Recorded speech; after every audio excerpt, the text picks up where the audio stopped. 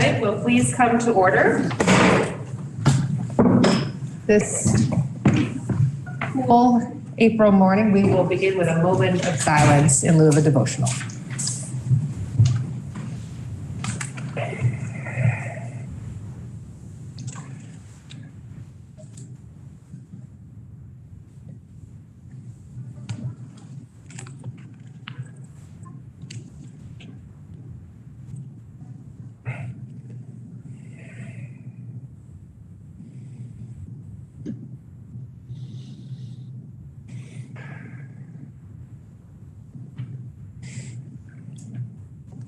Thank you. Are there any announcements as we begin today? We'll move to referrals. We have 3 referrals under Rule 31. H518, an act relating to municipal energy resilience initiatives being on the calendar for notice and affecting the revenues of the state under Rule 31 is referred to the Committee on Finance. 572, act relating to the retirement allowance of interim educators being on the calendar for notice and affecting the revenues of the state under Rule 31 is referred to the Committee on Finance. And H697, an act relating to eligibility of reserve forest land for enrollment in the Youth Value Appraisal Program being on the calendar for notice and affecting the revenues of the state under Rule 31 is also referred to the Committee on Finance. We do have a gubernatorial appointment from the governor. Daniel P. Richardson of Montpelier as Superior Court Judge. The appointment appearing in today's journal, which you'll receive tomorrow. It is also referred to the committee having jurisdiction, I believe would be the Committee on Judiciary. This does bring us to the orders of the day. We have on the calendar for action H553, an act relating to eligibility of domestic partners for reimbursement of the Victims' Compensation Program. Read for the first time on March 29th. It was referred to the Committee on Judiciary, which reports that the bill be amended as set forth on page 3390 of the calendar, and that when so amended, the bill ought to pass. The bill was then referred to the Committee on Appropriations, which reports it has considered the bill and recommended that when so amended as recommended by the Committee on Judiciary, the bill ought to pass. Please listen to the second reading, page 553. Page 553, an act relating to eligibility of domestic partners for reimbursement from the Victims' Compensation Program. The senator from Bennington, Senator Sears, joining us remotely today, is recognized for the report of the Committee on Judiciary. Good morning, Senator. Thank you, Madam President. Sorry I'm not there in person today, but it was impossible to get to my field this morning. 8553 for the record, I think you put simple it adds domestic partner to people eligible to receive reimbursement from the Victims' Compensation Program. That's all it does. But if you look at the bill as passed by the House, there is a statement that excludes to qualify as a domestic partner, a couple should share a resident for at least 6 months prior to applying and be 18 years of age or older and not be married to anyone and prohibited from legally marrying one another at 15 VSA 1A. And that's where the problem came in at your Senate Judiciary Committee, tried to resolve, and with the good help of our legislative council, we proposed a simple amendment to strike the words prohibited from legally marrying one another and inserting a limit thereof not to be related by blood, most of them with bar marriage under state law. Because the word that has passed the House would not have actually done what the bill wanted to do. So that is the amendment that we offer to the bill. The voting committee was 4-1-0, and the opposition was because of the time limit of 6 months versus one of the members of the committee thought it should be one. Thank you, Madam President. Thank you, Senator. And you are missed in chambers. The senator from Bennington, Senator Sears, is further recognized for the report of the Committee on Appropriations. Madam President, the Committee on Appropriations met on the bill and found that there would be little to no impact on the victims' compensation fund from this change. However, we do recognize that we have some starting deficits within the victims' compensation fund that we are trying to resolve in the big bill. The vote in the Senate Appropriations Committee was 6-0-1. Question. Excuse me, 5-1-1. Excuse me. The question is, shall the Senate propose to the House to amend the bill as recommended by the Committee on Judiciary? Are you ready for the question? All those in favor, please say aye. Aye. Those opposed, nay. The ayes appear to have it. The ayes do have it. We propose to the House to amend the bill as recommended by the Committee on Judiciary. The question now is, shall the bill be read for the third time? Are you ready for the question? Those in favor, say aye. Aye. Nay. Ayes have it, and you've ordered third reading of H 553. We now have on the calendar for action H 661, an act relating to licensure of mental health professionals. It was read for the first time on March 29th. Referred to the Committee on Government Operations, which reports that the amended as set forth on pages 3390, 3391 of today's calendar, and that when so amended, the bill ought to pass. The bill was then referred to the Committee on Appropriations, which reports it has considered the bill and recommends that when so amended as recommended by the Committee on Judiciary, the bill ought to pass. Please listen to the second reading of H 661. H 661, an act relating to licensure of mental health professionals. The senator from Wyndham, the chair of the Committee on Government Operations, Senator White, is recognized for the report of the committee. Thank you, Madam President. As the world changes and we become more aware of the diversity of our world and our population, we need to examine our continuing education requirements for professionals. H 661 addresses this need for 7 professionals, for 7 professions. And I will, may I address the bill as it was originally introduced to us with a couple amendments. Okay. Thank you. So the 7 professions that are dealt with in this bill are psychologists, social workers, alcohol and drug abuse counselors, clinical mental health professionals, marriage and family counselors, psychoanalysts, and applied behavior analysts. Rather than walk through the sections for each profession, I will just address the changes made once, although each of the changes applies to all of those 7 professions. Many of the terms in the education requirements might sound somewhat daunting, but in fact have meanings we might all agree with.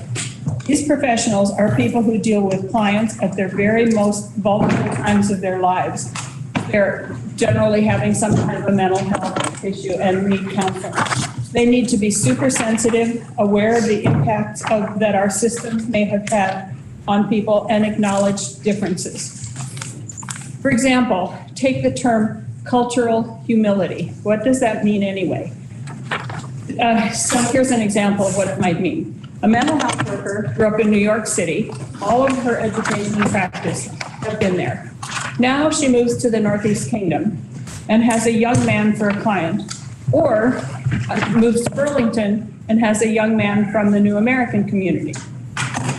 She needs to recognize that the culture she is aware of is very different than the culture of her client.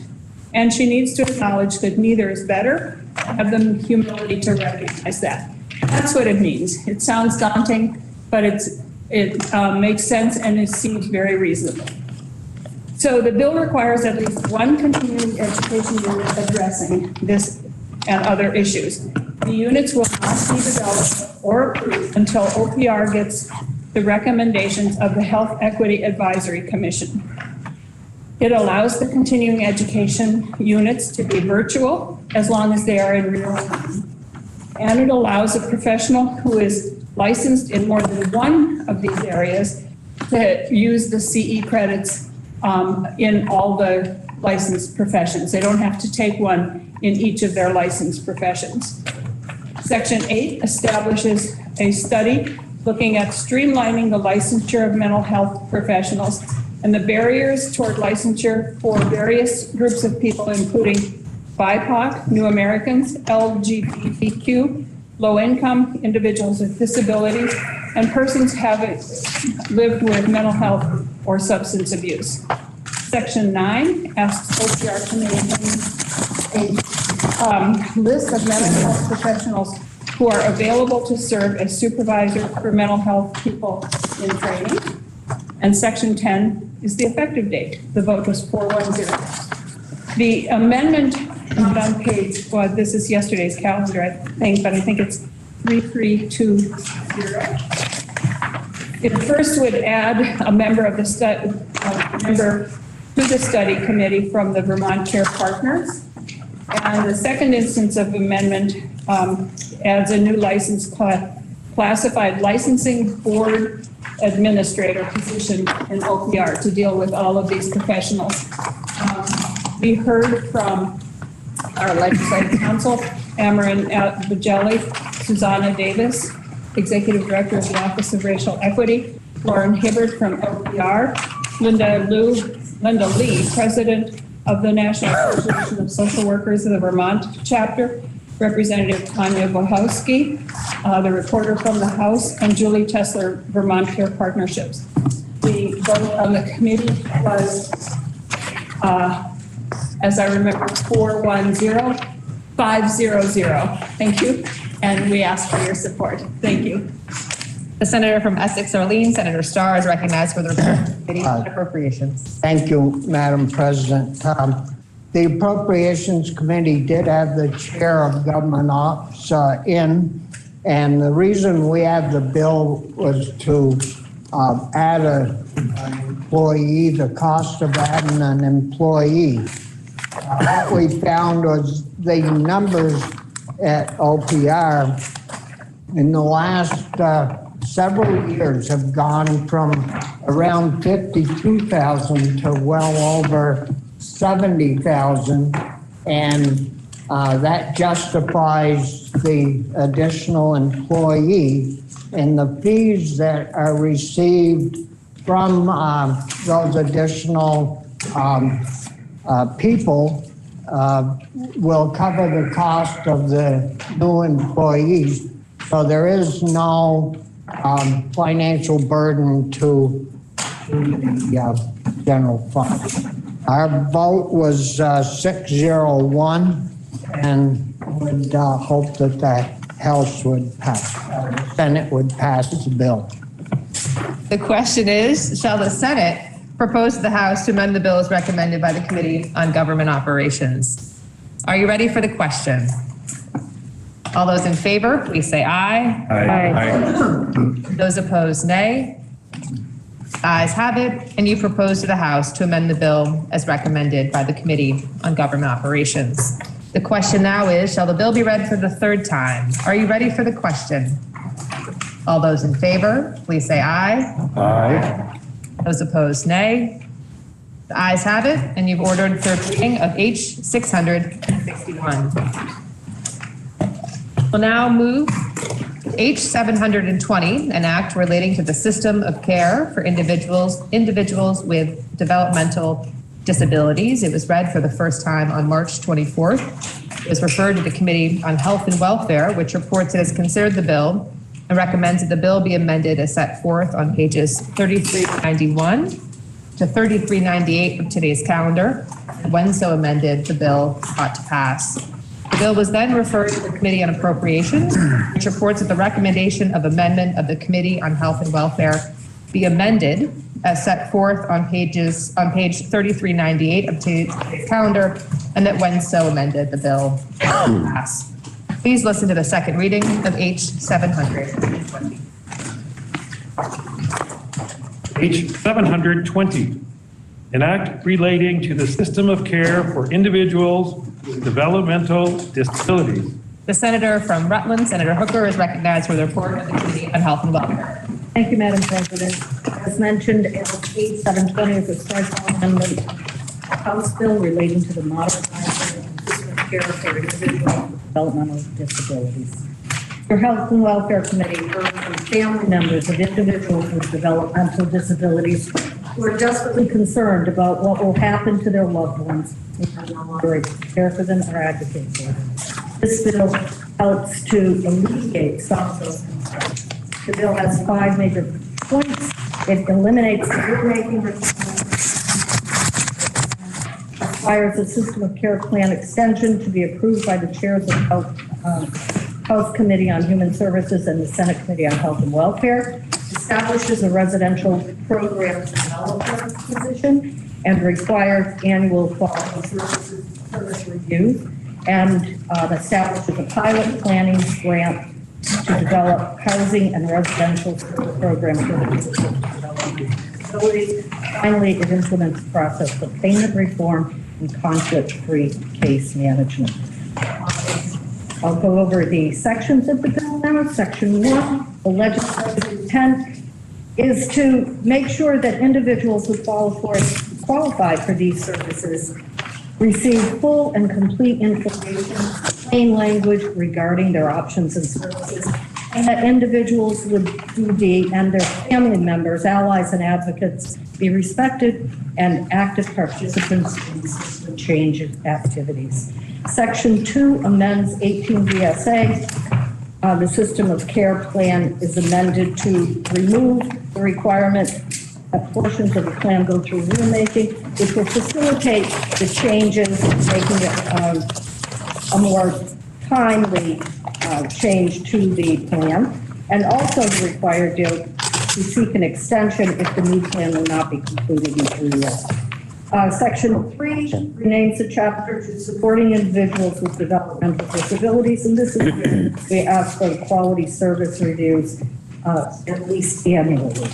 Section 4 creates the new residential program developer position within Dale and appropriates $102,000 of FMAP monies to expand housing and residential service options for individuals with DD, to assist with navigating publicly and privately funded housing and residential service options, to investigate public and private funding opportunities, to work with individuals with DD and their families to identify potential models for residential services, to develop RFPs and identify at least 3 pilot planning grants for different regions of the state, focused on the needs identified in those regions, and to work with appropriate VAs and SSAs and providers to implement selected pilots.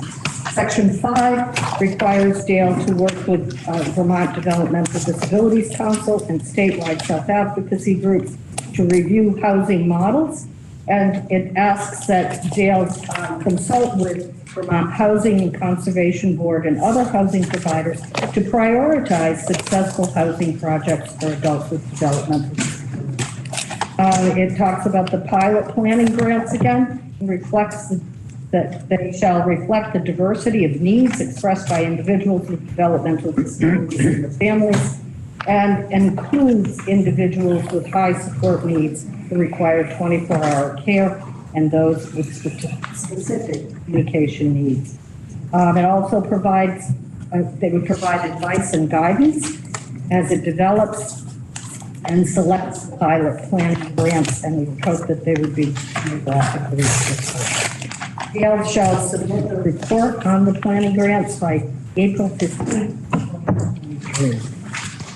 Section 6 talks about payments, In addition to any standardized assessment utilized by Dale, a process for consideration of additional information relevant to the life circumstances of service recipients or applicants, in addition to any standardized rates or rate ranges developed by the department, process for consideration of budgets to reflect individual support needs of service recipients and applicants.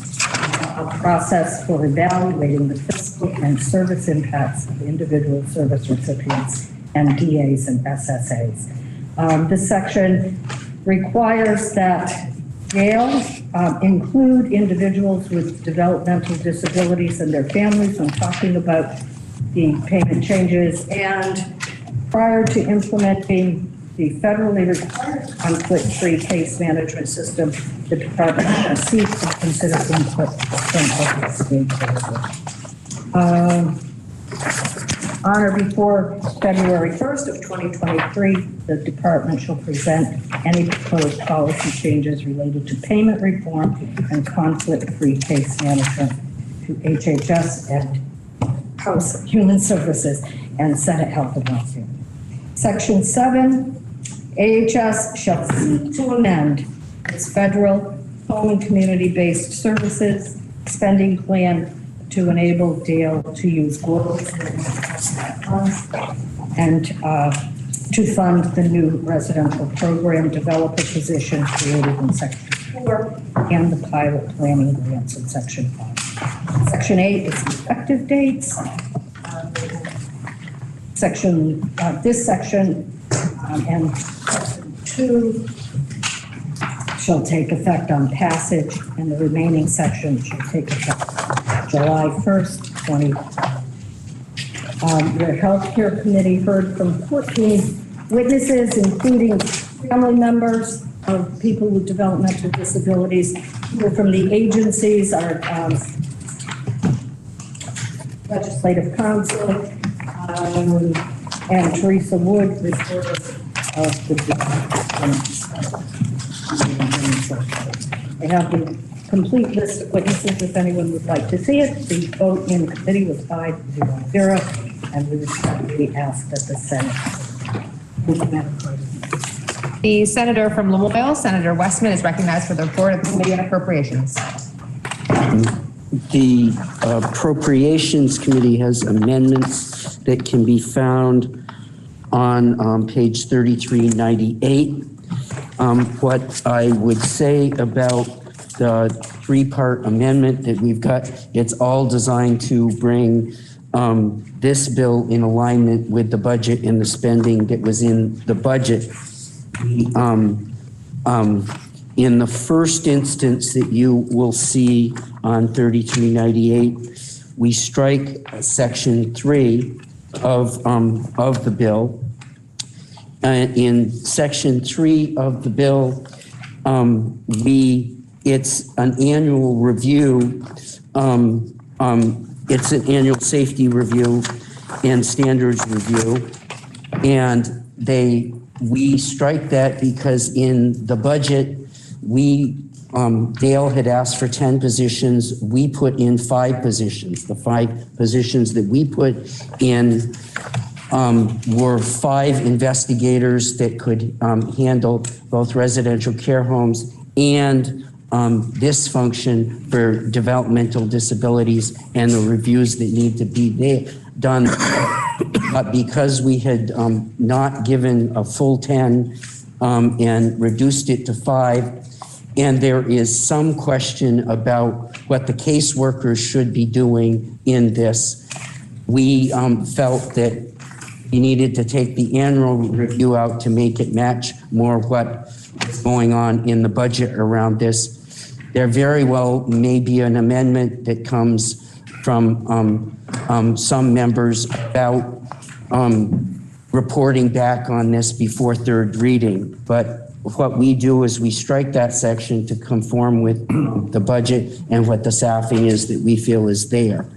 In the second instance where we do this, we strike out the word appropriated and we put the word allocated. We appropriated the money for this in the budget, we're allocating it here. in section 5, we do the same thing. We strike out appropriated and we put allocated in, and appropriated it in the budget, and we allocate the money here. Appropriations could be voted 601, and as I said, there very well may be an amendment before third reading on that section to have a report back on the work that's being done to review the services offered in developmental disabilities. The first question is, shall the report of the Committee on Health and Welfare be amended as recommended by the Committee on Appropriations? Are you ready for the question? All those in favor, please say aye. Aye. Those opposed, nay. The ayes have it, and you've amended the report recommended by the Committee on Appropriations. The question now is, shall the Senate propose to the House to amend the bill as recommended by the Committee on Health and Welfare as amended? Are you ready for the question? Senator from Addison is recognized. Thank you, Madam President. I know we have a lot of bills to cover today, but I wanted to stand and just reiterate how important this bill is and give voice to some of the things that we've heard in Senate Health and Welfare and some of the parents of people, of adults with developmental disabilities and really, really problematic situations that many of them find themselves in for housing. And we heard from a lot of parents who are aging and they're very concerned about what will happen to their adult children when they die and where they will be able to be housed. And this, of course, like so many other things, got exacerbated during the pandemic. So this bill is really important to not only improve the services that individuals with disabilities receive from the state, but also the housing options that individuals, particularly adults with disabilities, receive from the state. And I'm really appreciative of all the work that members of the other body and people out there did to move this bill forward. And I hope to see improvements over the next several years because of this. Thank you all.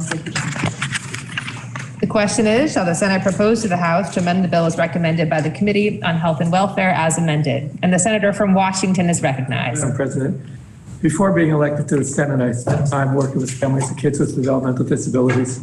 And we worked around a system of care program quite a bit. And the problem that we found often was that the system was not very user-friendly. There were a lot of issues where parents felt that they were being left out of decision-making. I'm just really pleased that when I first got elected, I served on the Health and Welfare Committee in the Senate. And we worked a lot on those issues as well around system of care. And I'm just really pleased that we're continuing to make progress in making the system more user-friendly, more family-friendly. Appreciate the work. Are you ready for the question? And the question is, shall the Senate propose to the House to amend the bill as recommended by the Committee on Health and Welfare as amended? All those in favor, please say aye. Aye. Those opposed, nay. The ayes have it, and you propose to the House to amend the bill as recommended by the Committee on Health and Welfare as amended. The question now is, shall the bill be read for the third time? Are you ready for the question? All those in favor, please say aye. Aye. Those opposed, nay. The ayes have it, and you've ordered third reading of H 720. There's been a request to pass over H 447. So we will move on now to H 287, an act relating to patient financial assistance policies and medical debt protection, read for the first time on March 3rd. It was referred to the Committee on Health and Welfare, which report has considered the bill and recommends that the bill ought to pass. The senator from Rutland, Senator Hooker. Second reading. Senator, just one moment. Please listen to the second reading of H 287. H 287, an act relating to patient financial assistance policies and medical debt protection. The senator from Rutland, Senator Hooker, is now recognized for the report of the Committee on Health and Welfare. H 287 is an act relating to financial assistance policies and medical debt protection, and is unchanged as it came to us from the other body. This bill evolved from the numerous stories that Vermonters have told about the impacts of medical debt on their lives and on their ability to get care that they need. A key part of the development of this bill was the collaboration of the Office of Healthcare Advocate and the Vermont Association of Hospitals and Health Systems in accepting broad agreement and making adjustments where agreement between these two parties could be found. The bill is a result of that collaboration.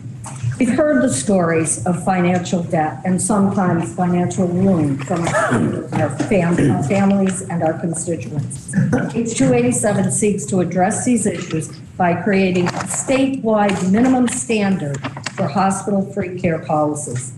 All Vermont hospitals and ambulatory surgical centers are already required to have free care policies, either by federal or state law. But those policies can vary significantly in generosity, accessibility, implementation, and on many other levels as addressed in this bill. Today, there's a great deal of difference between Vermont's 14 hospitals' free care policies. At one hospital, there could be a requirement that you live in the hospital service area to be eligible for free care. At the next, there is no residency requirement. Some hospitals have a durational residency requirement, while others do not. Some hospitals count household members as those in the tax household. At another, they attempt to count cohabitants in the household. And lastly, the generosity of existing free care policies ranges from full discount from charges for households below 100% of the federal poverty level to giving the same discount for families below 300% of the poverty level. This bill will create a statewide standard to eliminate this kind of variation. S287 adds subchapter 10 to 18 VSA, chapter 2021. In section 1, it contains definitions, and particularly important are the definitions of large healthcare facilities, which are defined as hospitals, outpatient clinics, or facilities affiliated with a hospital and ambulatory surgical care. And also a Vermont resident, which is defined as an individual regardless of citizenship and including undocumented immigrants who reside in Vermont, are employed by a Vermont employer to deliver services for the employer in Vermont and in the normal course of employment, or attend school in Vermont, or a combination of these.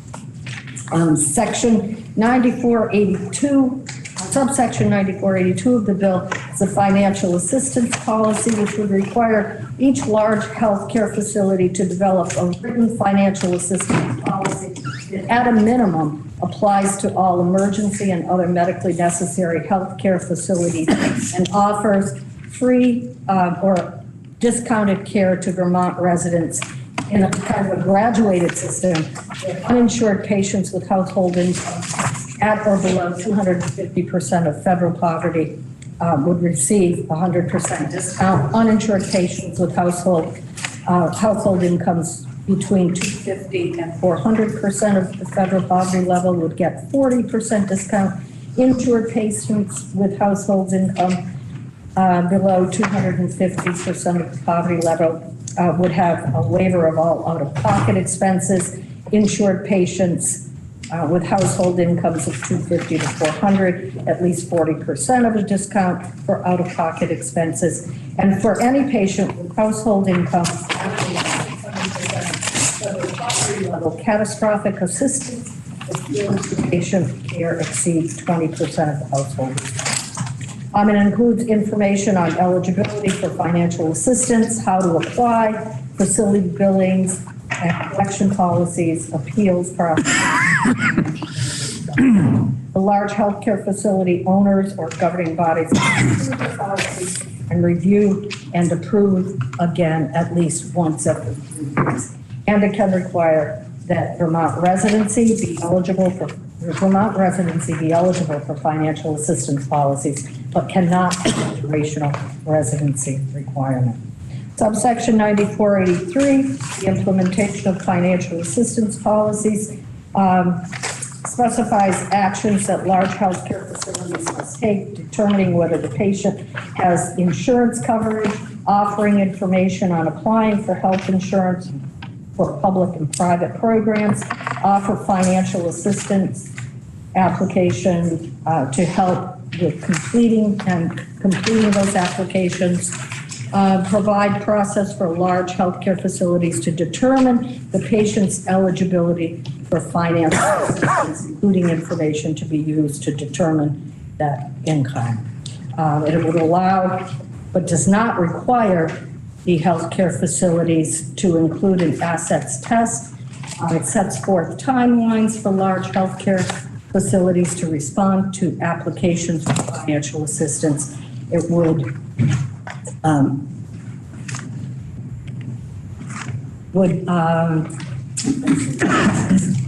offer payment plans to patients who qualify for financial assistance, and it prohibits large healthcare facilities from discriminating on the basis of any number of factors in providing financial assistance to implementing its financial assistance policies. Subsection 9484, public education and information, specifies steps that the healthcare facilities must take to publicize and notify patients about their financial assistance policy. 9485 prohibits the sale of medical debt. It prohibits the facilities from selling their medical debt to other people. 9486 prohibits the waiver of rights. It indicates that patients, it does not ask patients to sign a waiver of rights. 9487, enforcement gives the Office of the Attorney General the same authority to make rules, take other actions for violations of these subchapters as provided under the Vermont's Consumer Protection Laws. Section 2 of the code, hospital financial assistance policies must be written in plain language, and finally, Section 3 is the effective date. This would take effect on July 1st, 2022. The Healthcare Committee heard from, find those lists, Jennifer Kirby, Legislative Counsel, Mark Duker, CEO of CAPIA, Mike Fisher, Healthcare Advocate from Vermont Legal Aid, Devin Green, Vice President and Government Operations from the Vermont Association of Hospitals and Health System, Sean Sheehan, Special Projects Director for the Agency of Human Services, Adeline Stromolo, the Deputy Commissioner in the Department of Vermont Health Access. The vote in committee was 5-0-0, and we ask that the body concur. Thank you, Madam President. The question is, shall the bill be read the third time? Are you ready for the question? All those in favor, please say aye. Aye. Those opposed, nay. The ayes have it, and you've ordered third reading of H 287. We now have on the calendar for third reading H 517, an act relating to the National Guard Tuition Benefit Program. Third reading was ordered yesterday, April 27th. Are there any amendments before third reading? Please listen to the third reading of H 517. H 517, an act relating to the Vermont National Guard Tuition Benefit Program.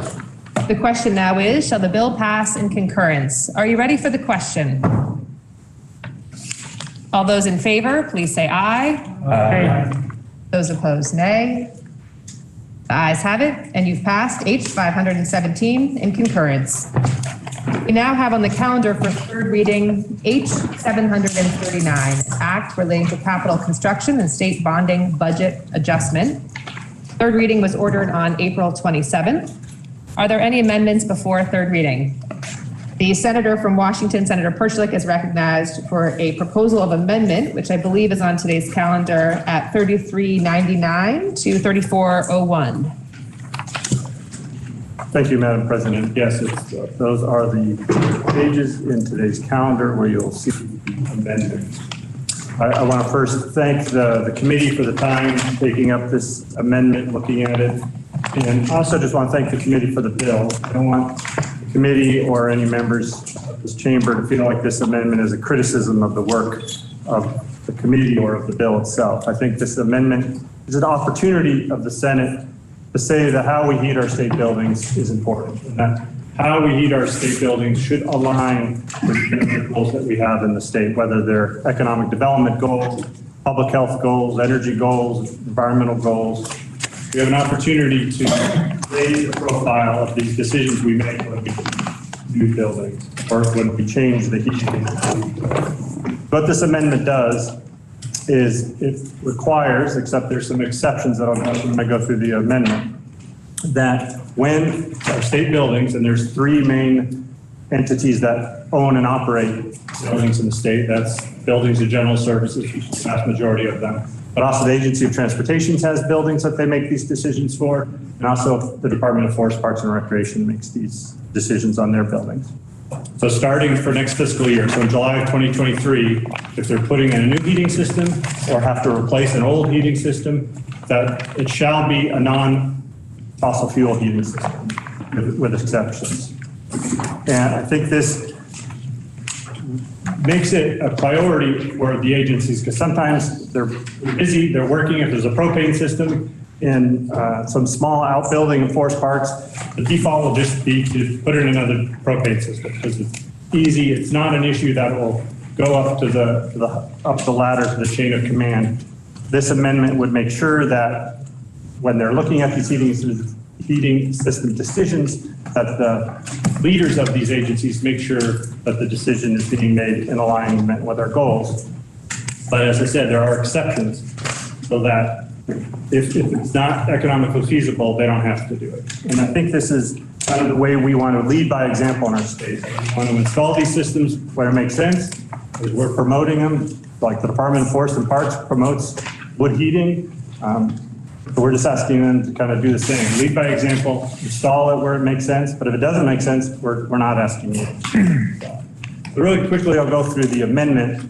The strike section 17 of the bill, and that was the language that we talked a little bit about yesterday that says it's the intent of the state to lower the carbon intensity of buildings. So instead of having that intent language, it would have this language, which defines the fossil fuel and non-fossil fuel heating systems to make it clear what we mean by that. And it says that, except with these two exceptions, starting in 523, it shall be a non-fossil fuel heating system installed, which, if you look at the definition, can include renewable liquid fuel. There's two exceptions to this. One, if the commissioner or secretary, if it's the Agency of Transportation, decides that it's not financially feasible to do so, and that could be for any number of reasons, like there just isn't a system available, or it just doesn't fit, or they're going to tear the building down next year. They don't have any reason that it's not economically feasible. They can use this exception and keep heating the building with fossil fuel. The other exception is that if it's a backup heating system, or if it's a system used for peak heating. This is often done sometimes with wood heating. You don't want to fire up the wood boiler just for shoulder seasons, or you don't want to build too big of a system for just those few days, nights that's really, really cold. So fossil fuel is allowed in those backup and peak systems. And then the last kind of section of the bill is just a report. And I think this is going to be valuable information. So if the commissioners or the secretary says, yeah, in this building, it's just not feasible to do a non-fossil fuel heating system, they just have to, it's not a study, it's just, they just report and say, these are the reasons why we decided a fossil fuel heating system wasn't a good idea, wasn't economically viable in this situation. And they just send that to institutions. And as that happens over the years, we will get information of why these decisions are made to either do a clean renewable heating system or stick with the fossil fuel heating systems that we're trying to. So that's the overview of the bill and the reasons for the amendment. So thank you, Wendy. The question is, shall the Senate propose to the House to amend the bill as moved by the Senator from Washington and others? The Senator from Wyndham is recognized. Madam President, may I interrogate the order of the amendment? You may. Thank you. So I'm a little, other than the report that happens here, commissioner or secretary decides that it isn't feasible, and so they have an exemption letter. Who approves that exemption, or do they just write it to themselves and say it's okay? Is there any approval process, or I mean, other than the report, there's nobody approves this request for an exemption. Is that right? That's right. The commissioner or secretary has full power to exempt themselves from this provision. If they find out it's not economically feasible, they just have to tell us why. They have to tell institutions why the next year. Every January for each system that they did during that year where they decided it's not economically viable, then they just have to say why. But they have the full power. They don't have to ask approval or anything. And then what would we do with it the next year when they make the report? We would collect our reports and maybe over time we'd say, oh, here's the reasons why fossil fuel systems are continuing. We might want to address that reason. We wouldn't try to go back and second guess it. They would have already installed the fossil fuel heating system. So it's just a way for us to gather information. Because right now this is happening. You know, worked in state government for many years now, and I've worked on some of these projects where after it happens, it's kind of too late and they know it's the intent, but it just happens for various reasons. This would let us know exactly why the reason was and the reason from the commissioner or the secretary, so that decision was kind of signed off of at the highest level of the department or agency.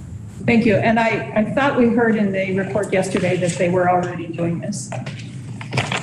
Well, the agencies and department share the goals of the state to try to work on lowering our use of the fossil fuels. But since it's not a decision that has to go up to the commissioner or the secretary, sometimes it's just made for other reasons.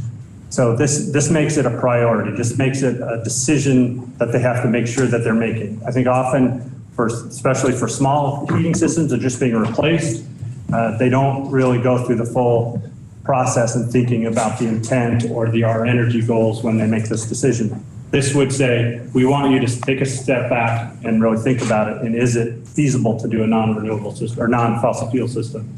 So it's just giving them a pause and a chance to reflect on it, where I think right now they would say that it's their intent to do it, but they're doing a lot of things. And there's a lot of different goals out there. So this is highlighting this goal. Thank you. So what this would do is the manager of the transportation garage in Dummerston would have to, if they're going to replace the heating system, before they can do that, they would have to appeal to the commissioner or to the secretary, and then the secretary would have to decide whether they could just replace it or whether they had to replace it with something else.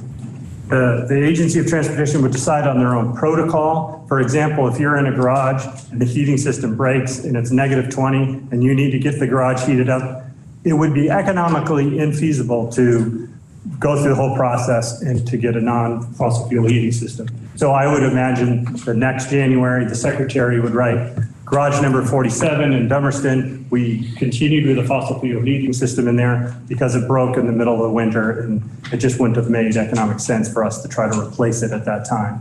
So if they want to have a process where they tell their facility folks all these decisions go up to the secretary, they could do so.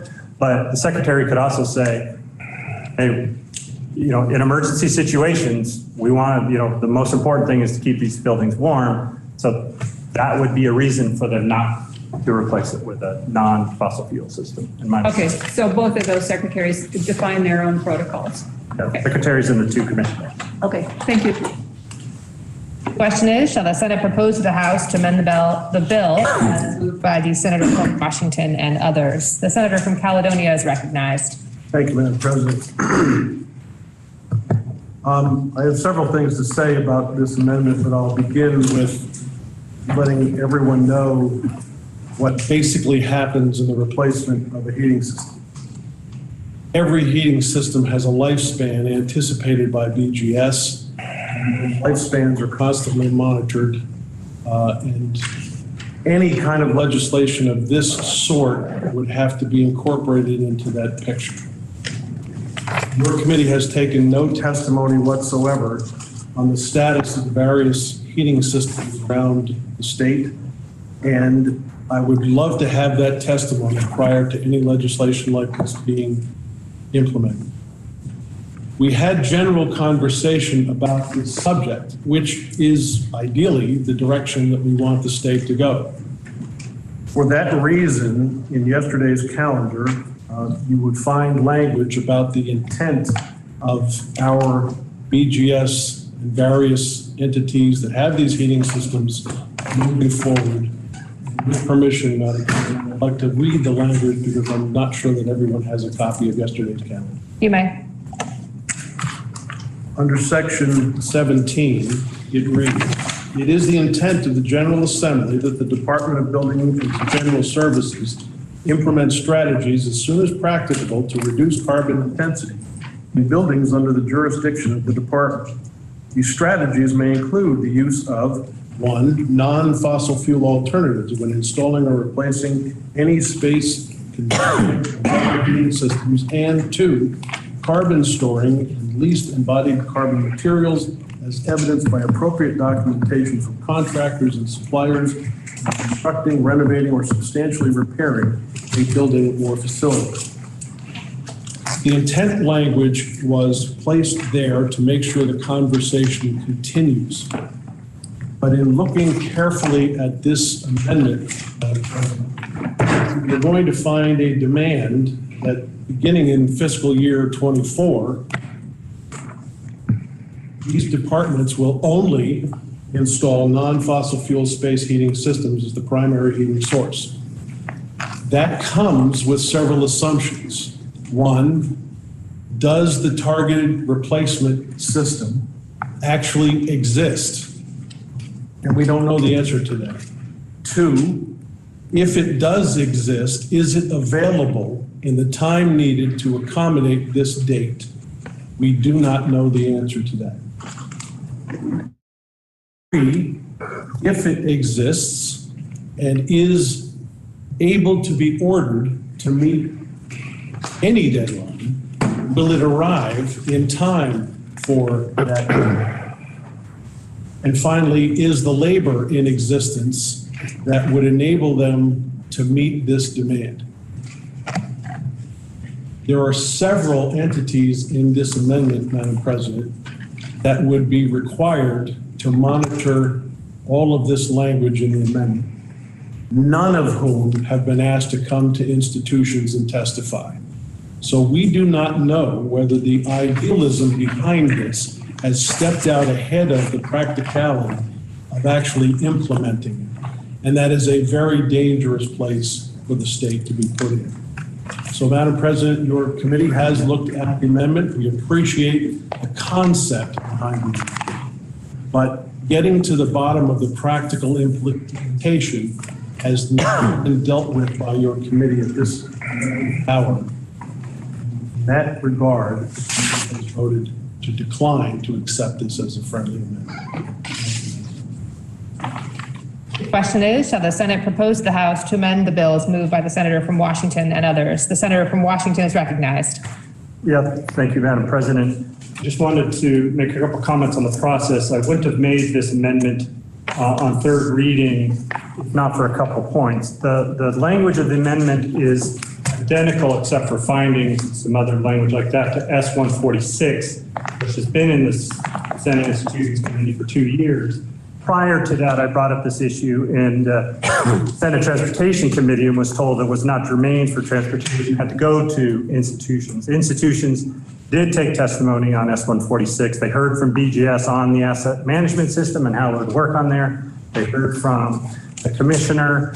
The commissioner of BGS did not support it because of concerns. But the committee did take testimony on it. They heard from me on it 2 years ago. So I got the feeling that they were not going to take it up, and I felt like this was an opportunity for the full Senate to at least vote on it, and they could and decide. The other thing on the issues of deadlines that you have to meet, it is true that as they prepare the fiscal year 24 budgets, they would have to think, do we have any fossil fuel heating systems coming up for replacement? And then they would have to budget for those. But if there's a question about the deadline, or is there a question like they can't have the labor, that is why we put in the exceptions in here to say, the commissioner or the secretary could say, we don't think we can get the labor. There's a labor shortage. Bids on other projects similar to this are up 200%. We have a bid on a propane system. I'm going to say it's not financially feasible to install a non-fossil fuel system this year. and they will send that report, and we will get that information and decide what to do with it. Thank you, Madam President. The senator from Grand Isle is recognized. Madam President, I did not, was asked not to take this bill up this year. The member from Washington said it was 2 years ago. As of 9 o'clock this morning, the Agency of Transportation knew exactly nothing about this proposal. And I thought we should have been contacted and stated to them, and maybe the comments would have been positive, but I just felt that this is an important piece of legislation. I'm not opposed to it, but it should have went through the proper hearings in both transportation institutions. Thank you. The senator from Chittenden is recognized. Thank you, Madam President. I've known the senator from Washington for a number of years and to be a terrific guy. So when he asked me to sign on to this, I said yes. As I have listened to the debate, I feel better and better about adding my name to this amendment.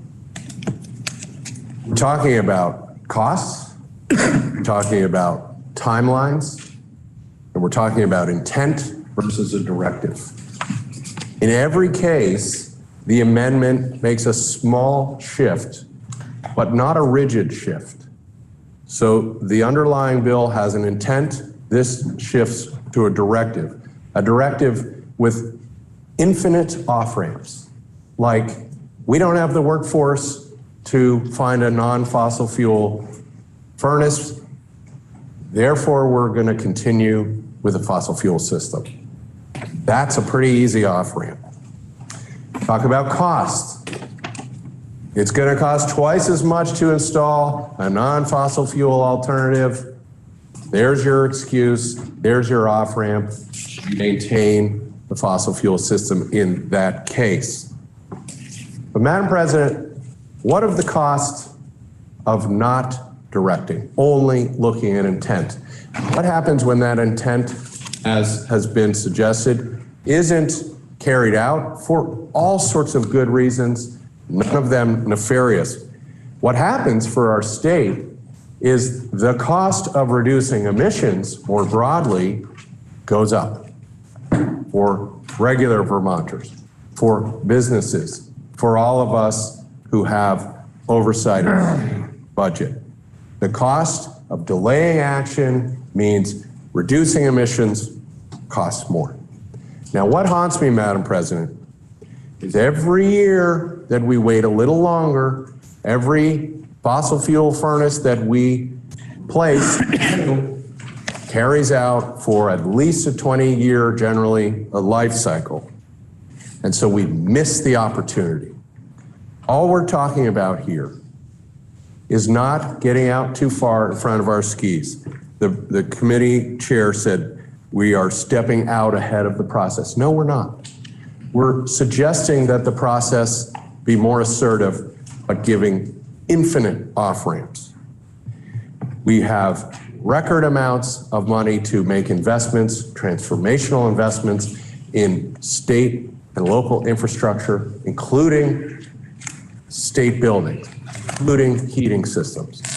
If we do not do more than hope that the intent will be followed, Madam President, we will miss an incredible opportunity, and our future colleagues in 20 years will be here saying, geez, why didn't we take the chance to make those investments when the return of a reduction of emissions would have been greater and made the whole rest of the climate crisis project, if you like, easier. So this is a good amendment. This is not too onerous, but is really clear that we need to lead by example, and I'm proud to support it. I appreciate the effort of the senator from Washington. Thank you. The question is, shall the Senate propose to the House to amend the bill as moved by the senator from Washington and others? The senator from Orange is recognized. Mr. President. Madam President. Madam President. Madam President. Thank you.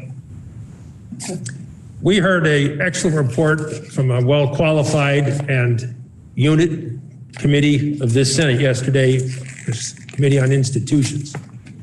It is picked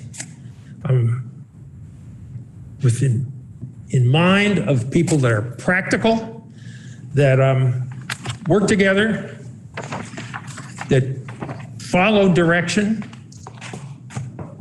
that seek practical solutions. And sometimes, Madam President, they're referred to as the old boys. And amongst the old boys are the current chair of finance, who was an old boy on the institution committee not many years ago. We got an old boy from the Franklin County who's on that committee, and I think he shaves, Madam President. They are not idealists. They are workers. They work within a framework. They work together. They're practical thinkers, and they build stuff. Yesterday, the proposer of this amendment suggested that the Institutions Committee hadn't gone far enough. Institution Committee is not put together to go farther ahead than they've been ordered to go. And when I say ordered, we set the goals for what the Institution Committee is supposed to do. They deal with dams and water projects, buildings and garages, and they do a darn good job. We set the priority. And if you read what's in the text of the amendment, it says pretty much what we've said. We got to get off fossil fuels. We have to do it sooner rather than later. And when the opportunity is there, take it. And the people that have been appointed, the senators that have been appointed to carry this out are on the Institutions Committee. And they're good at doing what we ask them to do. There was a question about the idealism behind this amendment. Institution Committee doesn't deal in idealism. They're not appointed to deal in idealism. They're bricks and mortar people who understand bricks and mortar and understand how construction works. And if they don't understand it, they learn it by the time they get out of that committee. So either we believe we ought to be getting off fossil fuels and we let the committees of jurisdiction learn and understand that that's our policy, Madam President, and then let them do their best work. Or we don't. And we all talk about how we have to get off fossil fuels, and we do not work with each other in the various committees that deal with it to achieve that same goal, what would we expect? So I have always admired the work of the Institutions Committee in carrying out its tasks and the practical nature of what they do and the necessity of their product. But we set the direction, and the Institutions Committee accepts that, and they work towards it. So this language establishes our priorities, gives exceptions for the reasons that a couple of the senators have asked about. Equipment isn't there, the product's not available, but the goal is always in front: reduce fossil fuels, reduce the cost on Vermonters, and do the job that citizens of the state would like to see done, as the Institutions Committee always done. So thank you, Madam President, and I hope we can make this modest statement that continues to have the Senate work as a team. Senator from Caledonia is recognized. Thank you, Madam President. The year 2011, I stood on this floor to bring an amendment. If my memory is correct, it was to the appropriations bill that we should legalize a small amount of marijuana. It seems like 100 years ago, but I distinctly recall the senior senator from Washington County standing up and saying, I would really like to vote for this, but the issue has not gone through the committee process. If I recall correctly, the vote was 18-11 and I lost. But we've gotten to the point today where that is so far in our distant memory. I guess I'll end it there. It is true, we had conversation about a bill 2 years ago talking about this very subject. We had time to take a little bit of testimony. Something interrupted that discussion called COVID. And we have had absolutely no conversation about it since then. The reason that the intent language is present in this bill as it exists now is because we want that conversation to continue.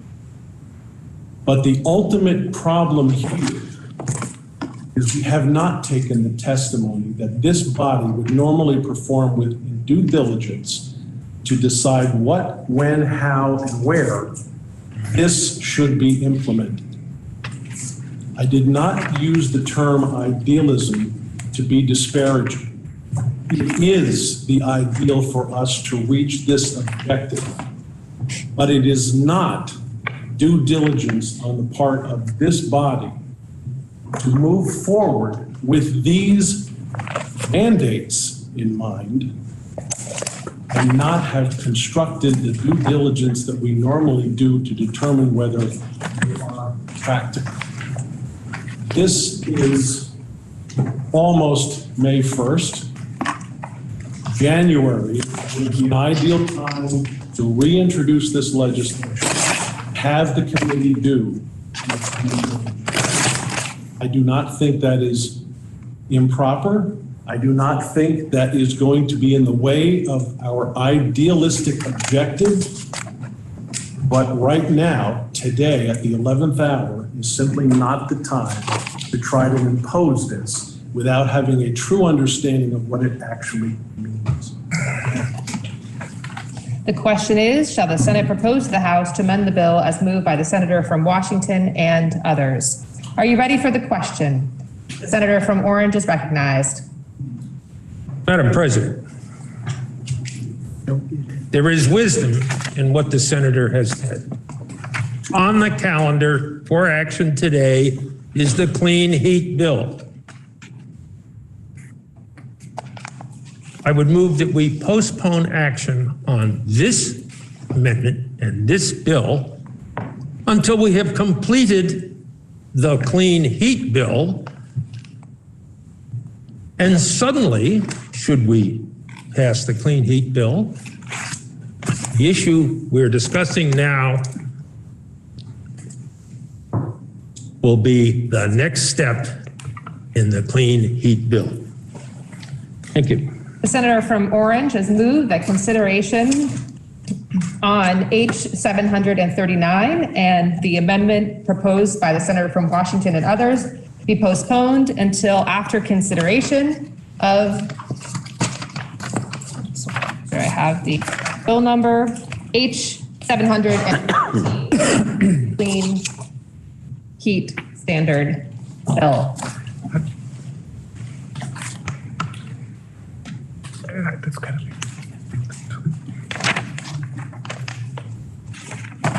doing it till after another bill is.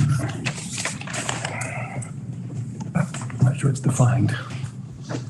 Good. Actually, so I'd rather do it what to just postpone it.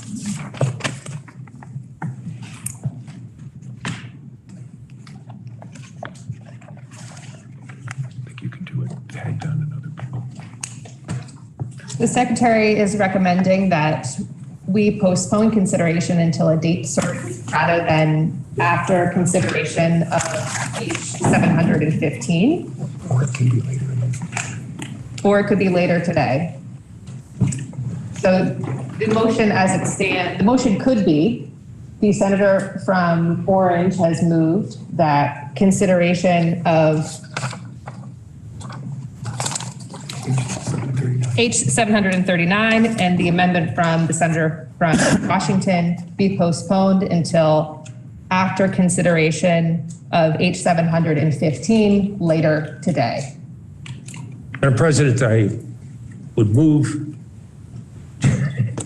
follow your direction. Motion is fine. Simply would reverse the order in which these two bills are taken up and do them both today. I do not know the exact words. Convey that. The senator from Orange has moved that consideration of H739 and the amendment from the senator from Washington be postponed until after consideration of H715 later today. Are you ready for the question? All those in favor, please say aye. Aye. Those opposed, nay. No. The ayes appear to have it. The ayes do have it, and you postpone consideration of H739 and the amendment from the senator from Washington and others until after consideration of H715 later today. We now will move on to the senator from Wyndham is recognized. Thank you, Madam President. At this time, I ask that 715 be taken up. The senator from Wyndham has asked that we now consider H715, an act relating to the clean heat standards. It was read for the first time on March 22nd. It was referred to the Committee on Natural Resources and Energy, which reports it has considered the bill and that the bill be amended as set forth on pages 3405 to 3421 of today's calendar, and that when so amended, the bill ought to pass. The bill was then referred to the Committee on Appropriations, which reports that the recommendation of amendment of the Committee on Natural Resources and Energy be amended set forth on pages 3422 of today's calendar, and that when so amended, the bill ought to pass. Second reading of H715. H715, act relating to the clean heat standard. The senator from Madison, Senator Gray, the chair of the Committee on Natural Resources and Energy, is recognized for the report of the committee. Thank you, Madam President. Again, I'm reporting H715, an act relating to the clean heat standard. As the President has just stated, it appears in the calendar beginning page 3405. Vermont, or more precisely, the Vermont legislature, has a problem. We have passed statutes, most notably the Global Warming Solutions Act, that create mandatory goals for reducing the amount of greenhouse gas pollution we put up into the air. As legislators, we have made legal commitments to do this work, and we need a solution. We need to have action. I'm going to report today on just such a plan, the heat standard. In simplest terms, it is a plan to enable Vermonters to meet their own legally binding goals to reduce greenhouse gas pollution from heating our homes and businesses, a source which is now 34% of all our greenhouse gas emissions. So I'll ask us to pause and really consider our current situation. We have made a legally binding contract. We as legislators, in order to honor our commitment, must act in some way. Inaction is not an option. And as there is no other bill being offered this session by any party inside or outside the State House to address this obligation, we need to work together and examine the clean heat standard. Saying no is not an option, and saying no begs a question. If you oppose the clean heat standard and you intend to fulfill your sworn obligation to fulfill the state's law, then what act, what alternative are you proposing? And if you have no such proposal, then I ask you to support this program for legal and ethical reasons. And beyond the legal and ethical reasons to support the clean heat standard lies an array of positive and practical reasons to move this program forward. These reasons include, first, the program will be designed to reduce heating costs especially for lower and middle income Vermonters. Second, the program supports the transition to more price-stable means of heating, such as through cold climate heat pumps powered with electricity.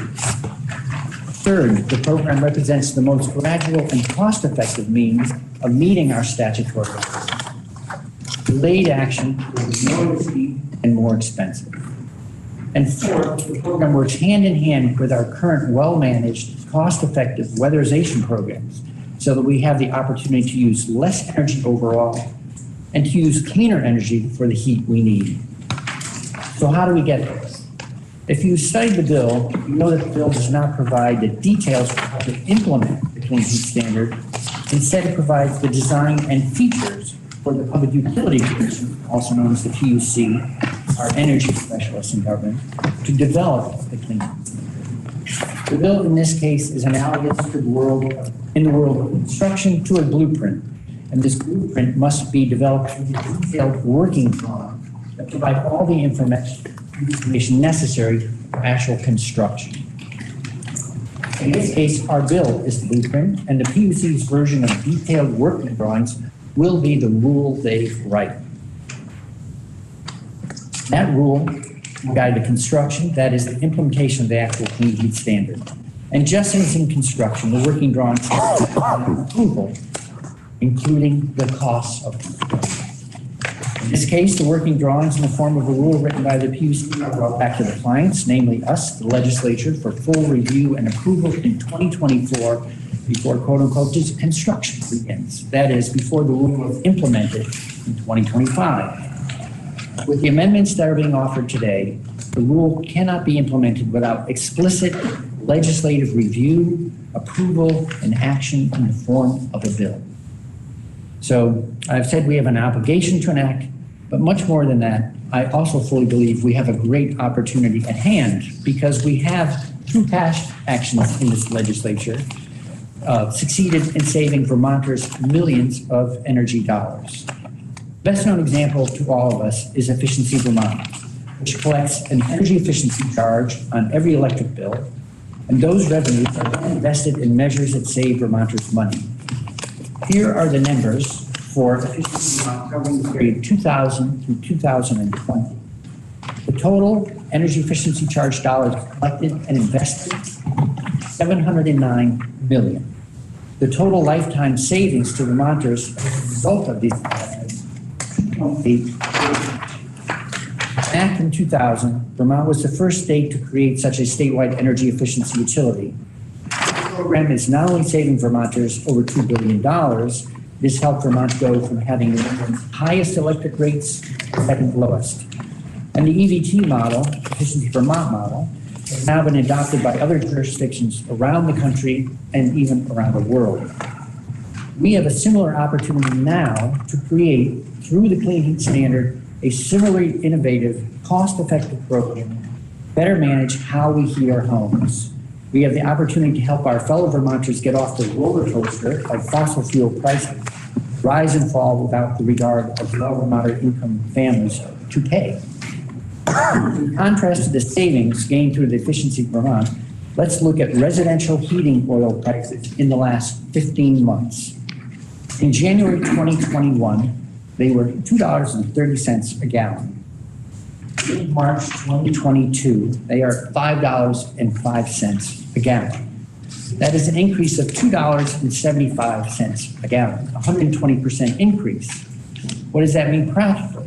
It means filling a standard 250-gallon tank costs $687.50 more this winter than last winter. And you can think of your own home. How many times do you need to fill your tank in the course of a winter? Multiply that by 600, and you can see just how devastatingly costly such fuels are for Vermonters with little to no savings. Such price spikes are an economic gut punch.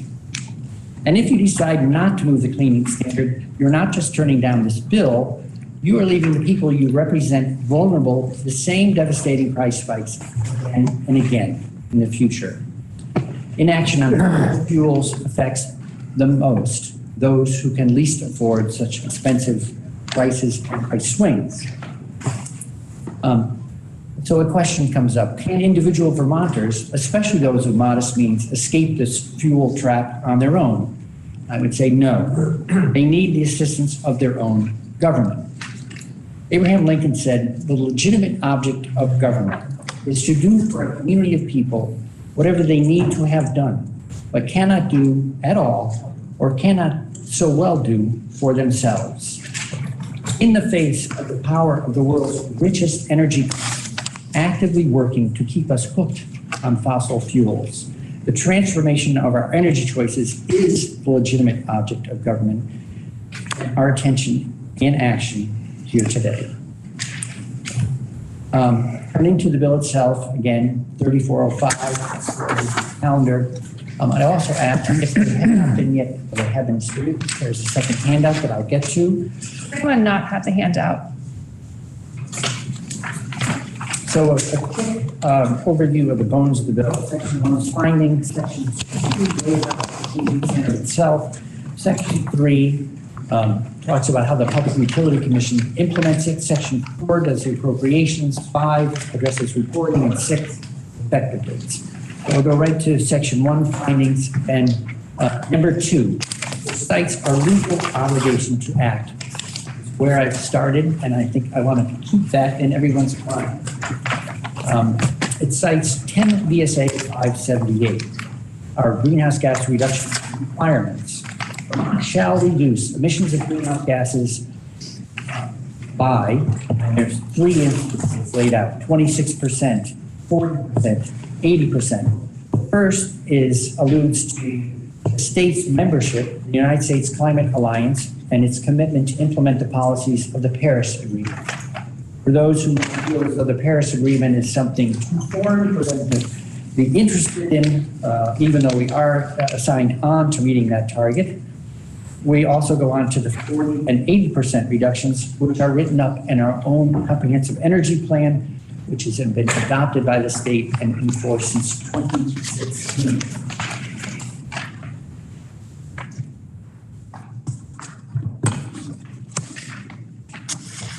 In finding 5, page 3406,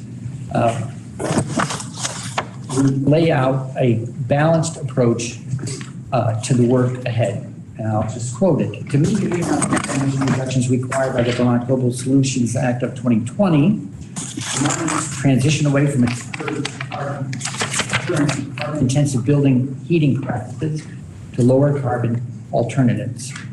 Importantly, it also needs to do this equitably, recognizing economic effects on energy users, especially energy burden users, on the workforce currently delivering these services, and on the overall economy. So it's a broad perspective that drives the bill and the work laid out in it. Moving on to 8121. This is, in a brief section, the heart of the bill. The Clean Heat Standard is established, under which the program, the state is obligated to meet greenhouse gas reductions attributable to the thermal sector by retiring the required amount of clean heat credits to meet that sector's portion of the greenhouse gas emission profile. By rule or order, the Commission adopts rules to create tradable clean heat credits earned from the delivery of clean heat measures that reduce greenhouse gas. An obligated party may obtain required credits through the delivery of clean heat measures or contracts for their purchase. And finally, the Public Utility Commission may adopt rules or orders to implement. In 8122, we go on to, I'll pick up just 2 important definitions here. What is a clean heat measure? It means fuel and technologies delivered and installed to end-use customers in Vermont to reduce greenhouse gas emissions. And going ahead to number 7, obligated party. What's an obligated party? It is a regulated natural gas utility serving customers in Vermont, or for other heating fuels, the entity that makes the first sale of the heating fuel into or in the state for consumption within the state. Moving on to section 8123, we need to set up a system that relates to clean heat credits and how they relate to reductions. So the work of the commission is to establish the number of clean heat credits. The simplest way to describe it is we have emissions from multiple sectors. The two that we hear the most often about are transportation and thermal, but each sector has a target reduction. The process is that the commission looks at the target reduction and establishes the number of credits assigned to achieve those reductions in each of the, it establishes the obligation for each type of fuel delivered to achieve reduction of thermal fuel emissions. Going on to the next page, 3408. This is where we set up a process to bring obligated parties into the program. So each entity that sells heating fuel into or in Vermont shall register annually with the commission.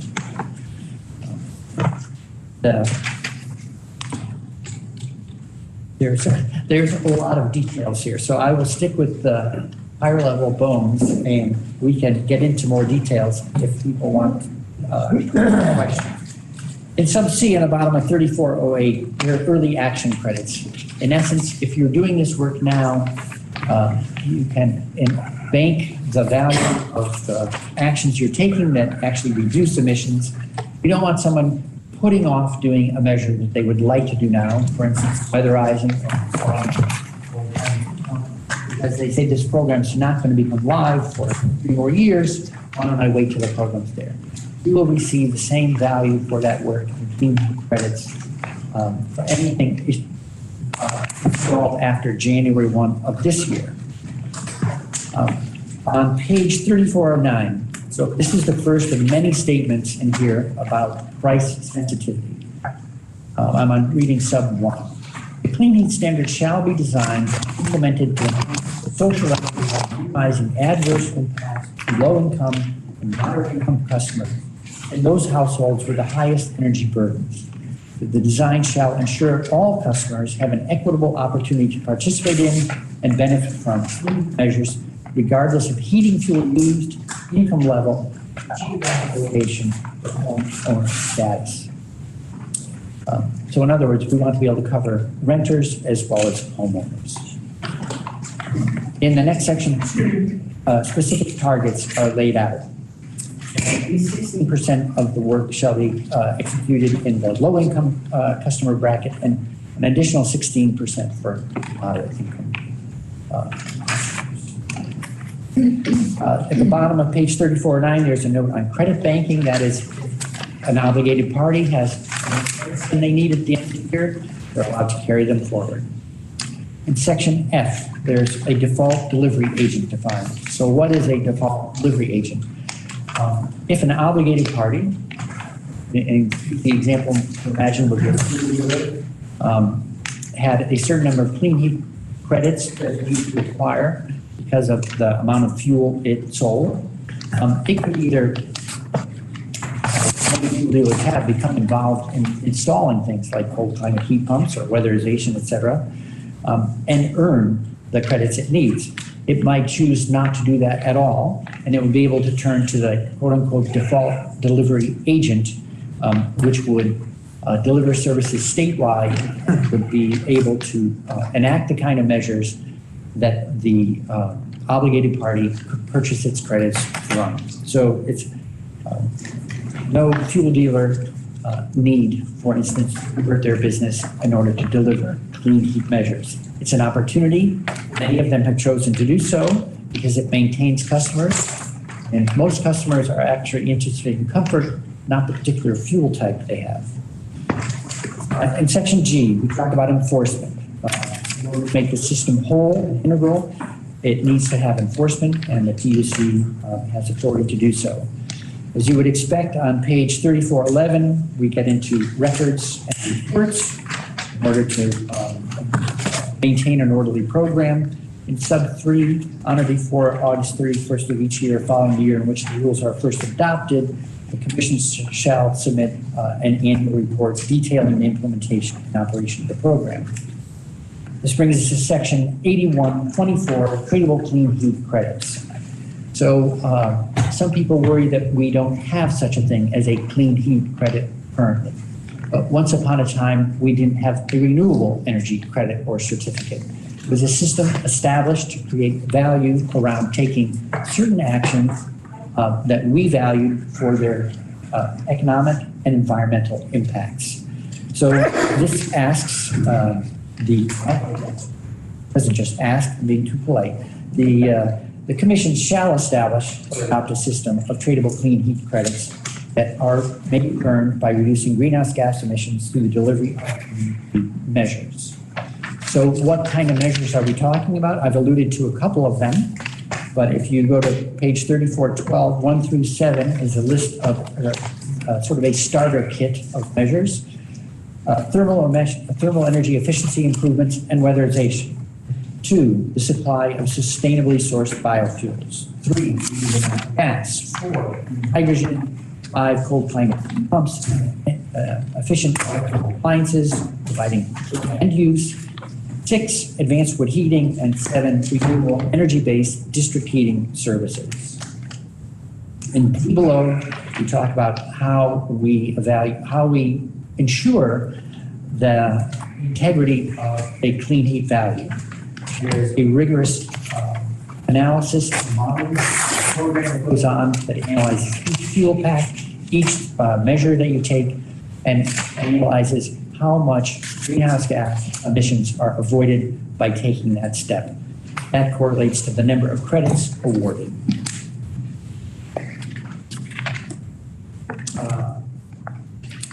There are more details on the page that follow about the details of working out the clean heat credit system. We'll come back to those as people are interested. I'm now moving to 3414, and we in 8125 and then 8126 on the following page, we establish 2 working groups. The first one is the Clean Heat Standard Technical Advisory Group. This is a group established by the PUC in order to assist it in bringing that sort of analytical rigor I was talking to you about analyzing the real world impacts of any particular clean heat measure, assigning it with the appropriate number of credits. It provides an opportunity to keep pace with the rapidly changing landscape of how we heat buildings, and allows the commission to have to be flexible and consistent in moving forward. Make one quick note on this. You'll see that it refers to repeatedly the full life cycle greenhouse gas analysis.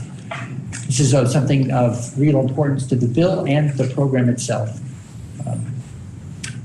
We want to make sure that when you look at a fuel, you look at the full impacts associated with that fuel. So you may have heard there's been controversy in recent years over things like gas, the use of methane. And when you see someone who wants to talk about how clean it is, they might talk about the emissions just at the burner tip. But if you and that presents one profile of what that looks like. If you look at what is it taking to get that methane from the ground, piped, and distributed, you'll find that there are leaks along the way, all the way from the drilling and extraction through delivery to the home. And methane is a powerful greenhouse gas. Those emissions from the system prior to combustion actually lower the real world value of using that gas in terms of reducing greenhouse gases. So it's that sort of thorough analysis from grade that is important to making it a rigorous and balanced and fair program. In 8126, we also established the Clean Heat Standard Equity Advisory Group. So this, I think, this interest here is to make sure that because we are changing something as fundamental as how we heat hundreds of thousands of homes and businesses, we want to make sure that all interested parties, including those who are traditionally disadvantaged in participating in the design of government programs, have an opportunity to participate fully. I would say this is consistent with our work recently on the environmental justice bill. I'm moving on to page 3416, to 8127. So in order to ensure that if there is, when we've seen bills in the past, want to make explicit the fact that there's a legal challenge to a part of the bill, that the courts will have the opportunity to sever only part of the bill as opposed to render the entire bill inoperable and preserve the program to the extent allowed. In 8128, bottom of page 3416, there's an explicit, clear balance of legislative intent. This rule will one day go to LPAR, and LPAR needs to measure each rule presented against legislative intent. Sometimes that's not as easy as it sounds because it's not expressed explicitly. In this case, we express it explicitly. And I'm going to pause to read it because it's important to do a fair picture of what the whole bill intends to do. It is the intent of the General Assembly that the Clean Heat Standard be designed and implemented in a manner that achieves Vermont's thermal sector greenhouse gas emission reductions necessary to meet the requirements of 10 VSA 578A. It also must minimize costs to customers and recognize that affordable heating is essential for all Vermonters. It shall minimize adverse impact to low-income commodity customers and those households with the highest energy burdens. So how do we get this rule drafted? We go to section 3, the Public Utility Commission implementation section on page 3417. And I'll walk through this very briefly. Work commences on August 31 of this year and starts with establishing a facilitator, hiring to support the work of the commission. There is a very significant explicit public engagement process. Again, and all interested parties will have many opportunities to participate. So I'm looking at public engagement C in the middle of 3417, and there are 3 different types of forms of outreach. First, there are 6 public meetings, and at least 3 shall allow the public to participate both in person and remotely. It will be held in 6 different geographically diverse counties of the state. In addition, in section 2, there is another set of 4 meetings designed to use the technique of deliberative polling. The 3rd section says there are 2 additional workshops to solicit the input of affected parties. There's a very long list here of affected parties, and I won't read it, but I encourage you to do so. So that's 12 meetings. Also, in taking testimony from the PUC, they indicated that there are aspects of this rule that they know they would already take up for public meetings, and they estimated those at least 12 as well. So 24 meetings is on the horizon during the development period. There's more details on how they will provide notification to the public. And then on the bottom of page 3418, we ask for information back from the commission as it works. So on or before February 15 of 2023, next year, and then in January 15 of 2024, we get a written report and we hold hearings with the PUC in order to learn in much greater detail what the design has been shaping up to look like. We make explicit here the things we want to know about as a minimum. Estimates of the impact of the Clean Heat Standard on customers, including impacts to customer rates and fuel bills for participating and non-participating customers.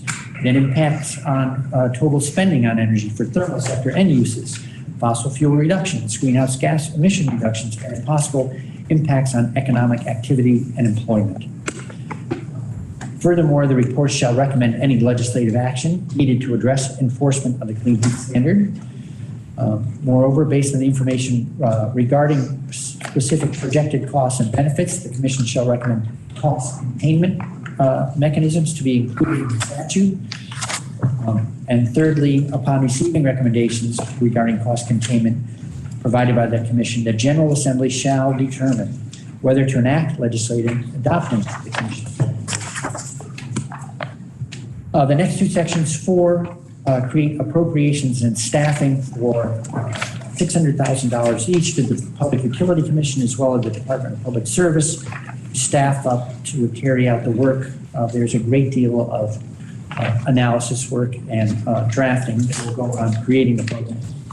Section 5 on page 34 is the sectoral proportionality report, most families' favorite report to gather around on an annual basis. It looks at emissions in all sectors. So we want to make sure that we're not just looking at this program in isolation. We have to reduce emissions in transportation, in thermal, in agriculture, in electrical, any associated with electrical generation. This means that the program should be examined in the portfolio of our programs. And this takes us to section 6. The effective date takes place on passage, and the committee vote was 4-1-1. We heard from many witnesses.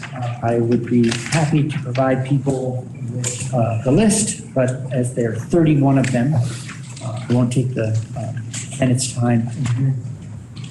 And I would like just briefly in closing to return to where we started. This is a bill about economic benefits as well as environmental benefits. So if you look at the backside of the last simple chart, you see the figures I was citing during the report. $2.75 increase in just the last 15 months.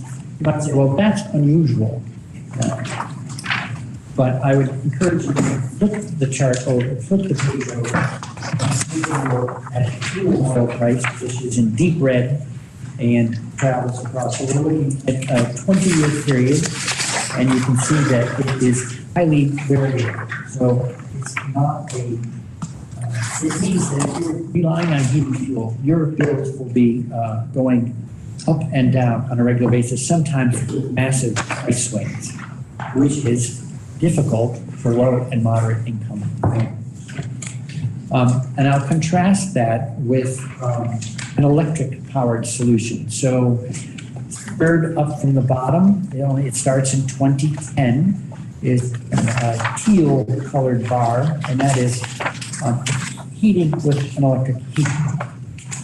So you'll notice, not only is the price lower than fuel oil and natural, and electric resistance heating and propane, it's stable. There are very small fluctuations over time. So it creates a more manageable budget, which is important, especially to farmers with the least ability to manage great price swings. The last economic I'll talk about, which I have not discussed so far, is if you look at the chart, the 4 depictions of the state of Vermont on the right-hand side of that page, how much money stays versus leaves the state for different heating options. Green is money that recirculates in the Vermont economy. Orange is money that leaves the Vermont economy because we don't have fossil fuel resources here. So with fuel oil, 85% is departing state. With propane, 53%. Natural gas, 50%. Wood, where something we can't supply for ourselves, only 20%. So with that, I thank the Senate for its attention, and that completes my report. The senator from Windsor, Senator Nitka, is recognized for the report of the Committee on Appropriations.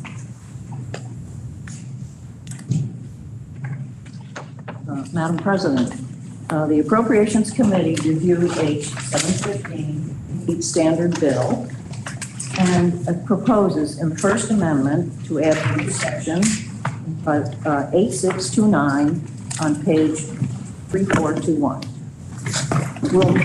Titled Rulemaking Authority.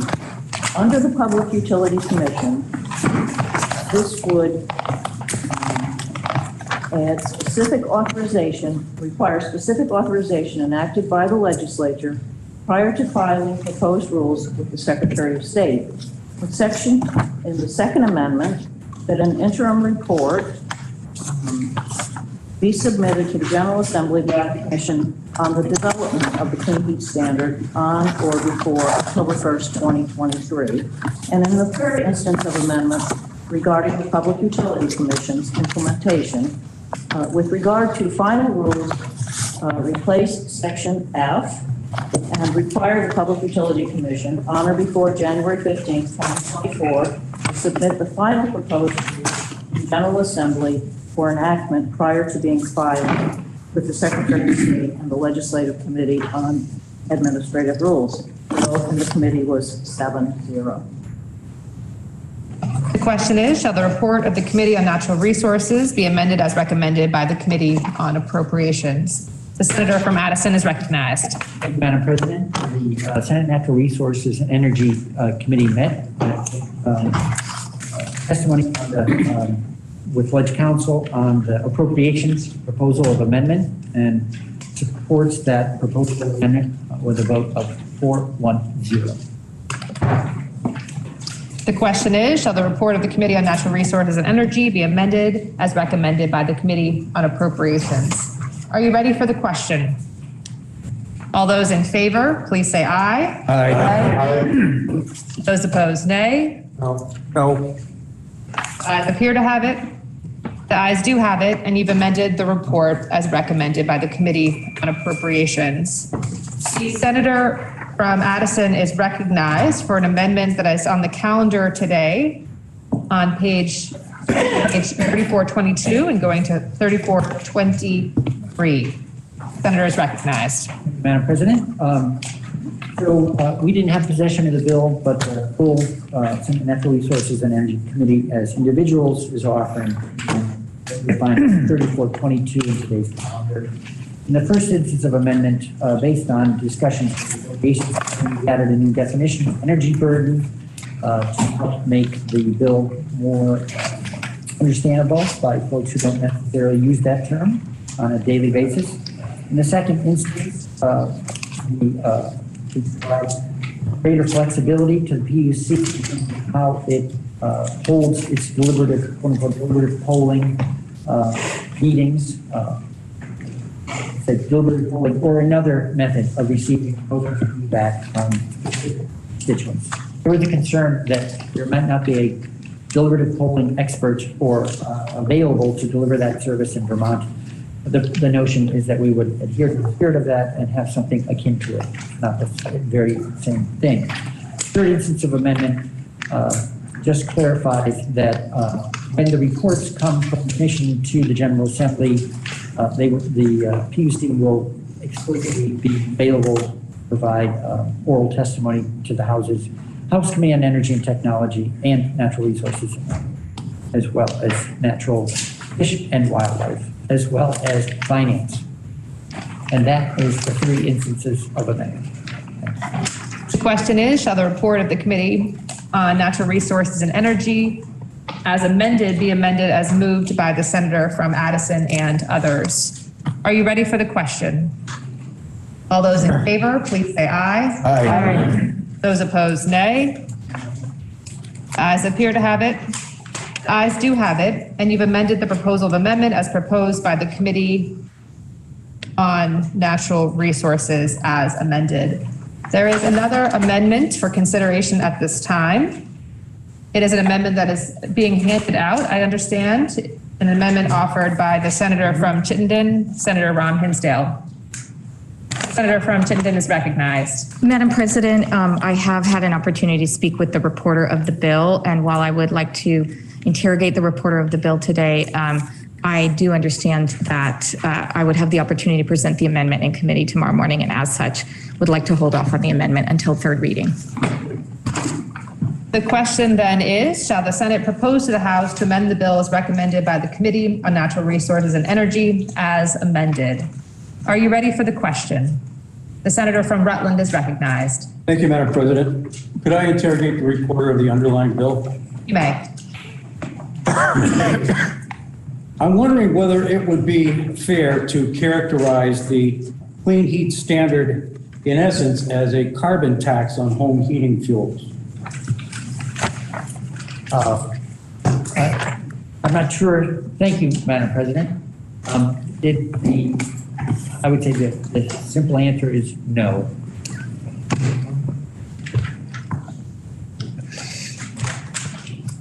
Thank you. I'm wondering if I could have some clarity on another part of the bill. Many of us live in areas where we border 3 other states and in fact another country. So New York, Massachusetts, New Hampshire, and Quebec. If someone were very close to a supplier of fossil-based heating fuels and in essence ordered their fuel to come across a state line or international line, how would those credits be worked out with the person that's coming from out of state into Vermont? Thank you for that question. As the senator points out, we are surrounded by other states and another country. So we know that there are people getting deliveries into the state of Vermont. So the obligation is created when they sell in the state of Vermont. Doesn't matter whether the fuel dealer is residence tier or is they're incorporated outside the state. It's the sale inside that triggers the obligation. Anyone who's selling in the state is required to register and record their report on sales, and then through the process developed by the PUC, obligation will be spelled out in terms of the number of clean heat credits that are required by the sale of those, we'll just say gallons of fuel. Thank you, Madam President. I just have one other question. And I appreciated the reporter's analogy to hiring an architect to build a house or a building of some sort, where there be blueprints and hopefully at some point an estimate of what it might cost. I was wondering if the committee took any testimony and came up with an estimate of what kind and size of bureaucracy perhaps might be necessary to regulate the credit market. How much would it cost? And that type of question. Thank you for the question. So the investment that we're proposing to make in the form of the bill in terms of new staff and for support of creating the program is $600,000 to Department of Public Service and $600,000 to the PUC. That's actually to run through the process of creating the program. I think once we've created the program, we will have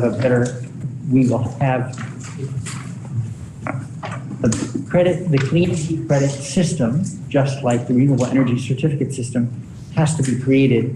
And it's not until a system has been created that we'll have a clearer picture of those anticipated costs.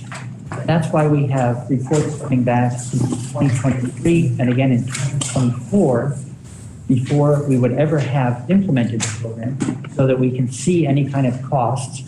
I would say this is very much like you would never give the builder a blank check on day one of a 3-year construction project and tell them to fill it in at the end, she or he saw fit.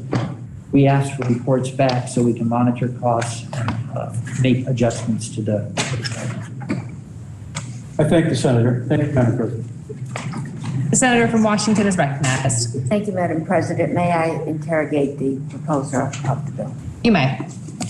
Thank you. Madam President, we just passed an amendment to make a term clearer to people that don't use that term every day.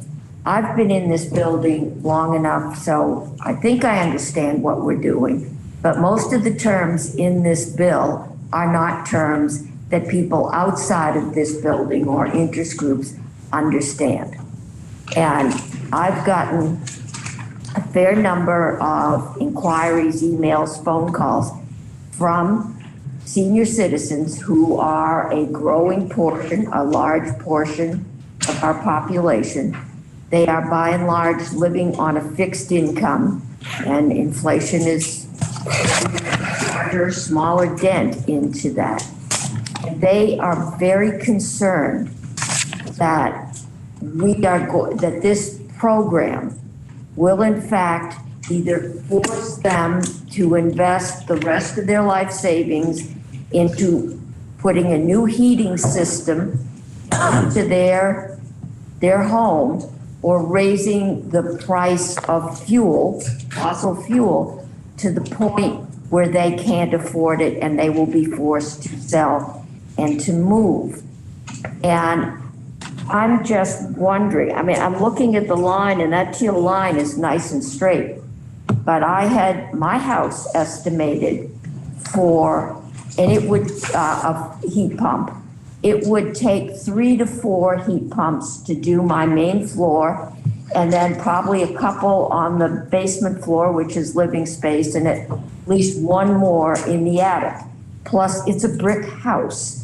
So every one of those would have to be vented through, it has to be chiseled out of the brick. It's very expensive.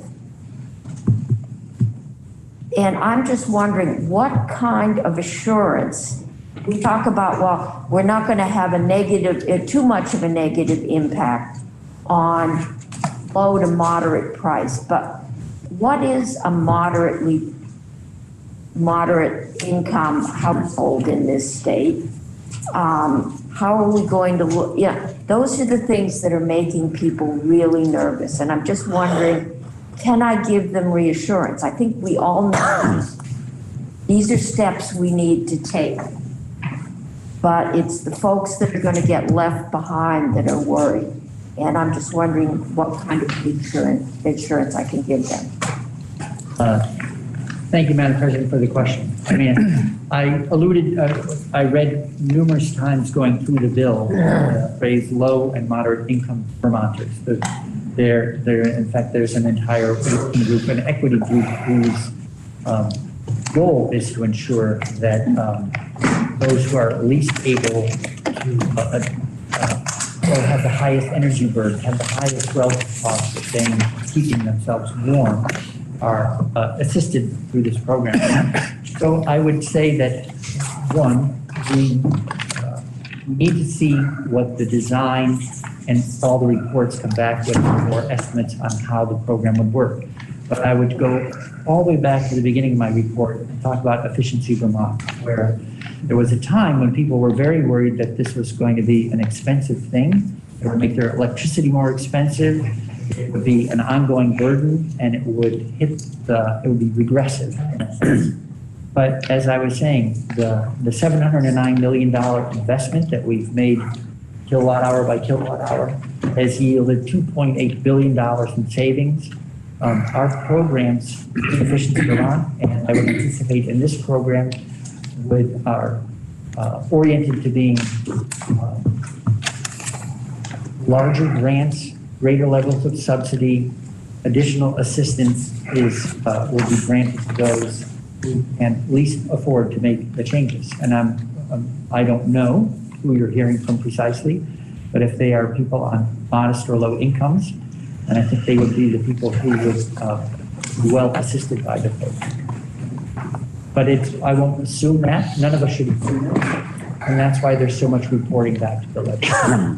Madam President, is there a funding source anticipated for helping people? And I think it might also be helpful if we could say, what is a moderate price, a moderate household income?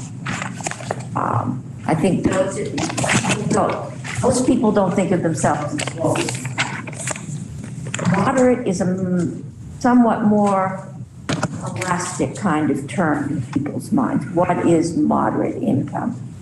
And I think those are the kinds of things that we're going to need to answer to give people some surety. Most of us, the Efficiency Vermont charge doesn't cost a whole lot on my electric bill.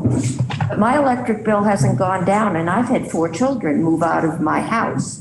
And I remember when we were doing electric restructuring, we were very clear to say, we aren't going to reduce your electric rates. They just aren't going up as fast as they otherwise would have. And I think that's we just have a public perception problem here that we need to be able to answer and to reassure people that going forward, we have to do this, but we also understand that you need to live out the remaining years of your life being cold. And we just need to. Thank you, Madam President. The senator from Orange is recognized, and then we'll move to the senator from Essex Orleans. Agree with the senator from Orange. Madam President. And when I came here, I was told never speak after your chair, and I just had both my chairs speak.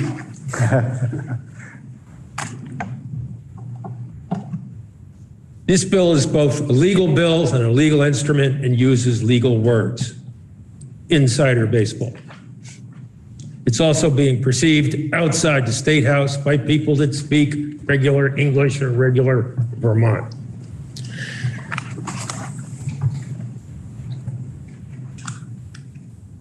We are looking at what we did 20 years ago for electricity as a model for what we're going to do next. And it's a very successful model, but it's imperfect and does not translate exactly to fossil fuels. Senator from Rutland asked, would you call this a carbon tax? No. You don't call it a carbon tax because the law calls it something else. 20 years ago, we passed an energy efficiency charge. Anybody on the street will tell you that was an electric tax. This bill is going to make buying fossil fuels more expensive. It's a carbon tax on the street. So if we're going to head in this direction, let's say so. The energy efficiency charge, an electric tax, went on everyone's bill. And every year it went up and up and up and up. And seniors asked, can we do this? No, I'm on a fixed income. What's going to happen to me? And what we found out with electricity being taxed on your bill, that as the years progressed, as the chair of finance said, she didn't see her electric rates go down, but they stayed about the same. Mine didn't go down, but they stayed about the same. And Vermont, which had the highest electric rates in New England through the 70s and the 80s and the 90s, starting in 2000, when the tax on electricity began, and the money was used to help people put in more efficient light bulbs and pumps and fans and all the stuff we're familiar with.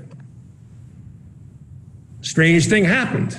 Instead of being the most expensive electricity in New England, we became the next to the most expensive. And then we were in the middle of the pack. And today, 20 years later, we have the next to the lowest electric rates in New England. And that was because of the tax on electricity.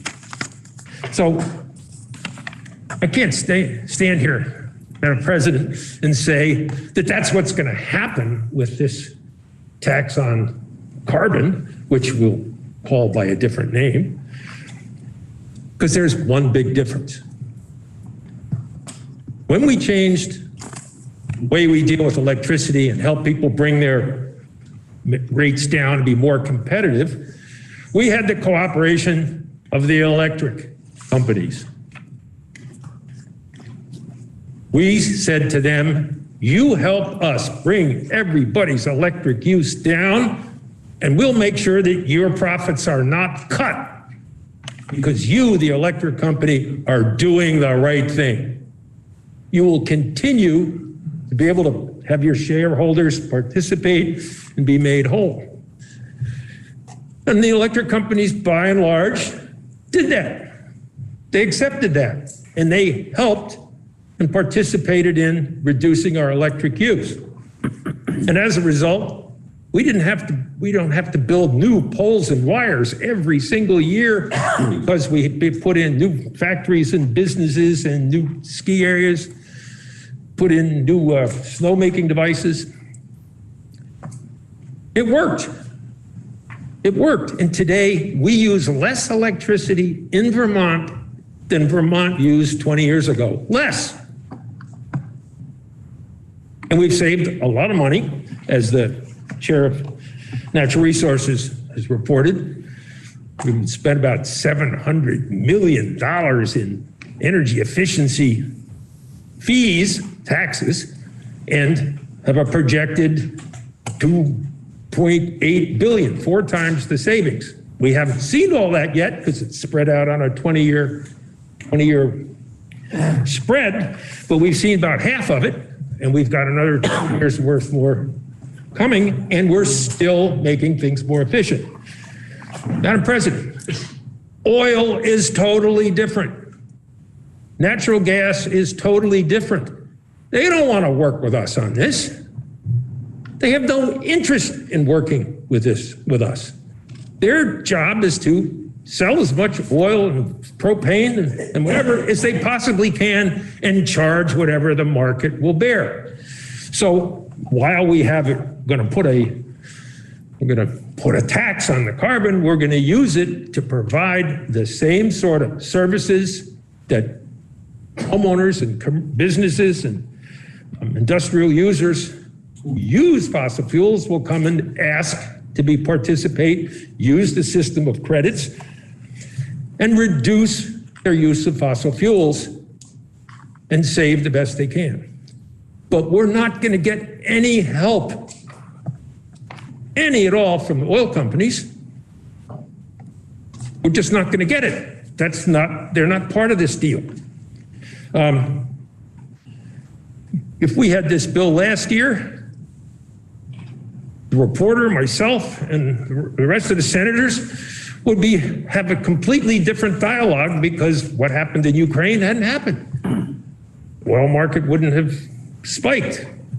So we don't know where we're going. But Madam President, if we sit still, things are going to happen all around us. And we're going to be sitting there saying, why didn't we do something? What can we do? We need to do something now. Madam President, I believe it was the Commissioner of the Department of Public Service who was quoted in a handout a few months ago where she said, this bill is a Mack truck coming at us. A Mack truck. If we'd have done this 20 years ago, this bill, I wouldn't say it'd be a walk in the park 20 years ago, but it'd been a heck of a lot less than a Mack truck. If we'd have done it 10 years ago, we'd probably had to work up a sweat trying to get off carbon. But it wouldn't be a Mack truck. If we wait 10 more years, they'll call it a freight train. Coming right at us. Coming right at us. And if we wait 20 more years, I won't be around for that probably, but it's going to be a lot tougher than a freight train. Madam President, yesterday, we talked about the Lois McClure.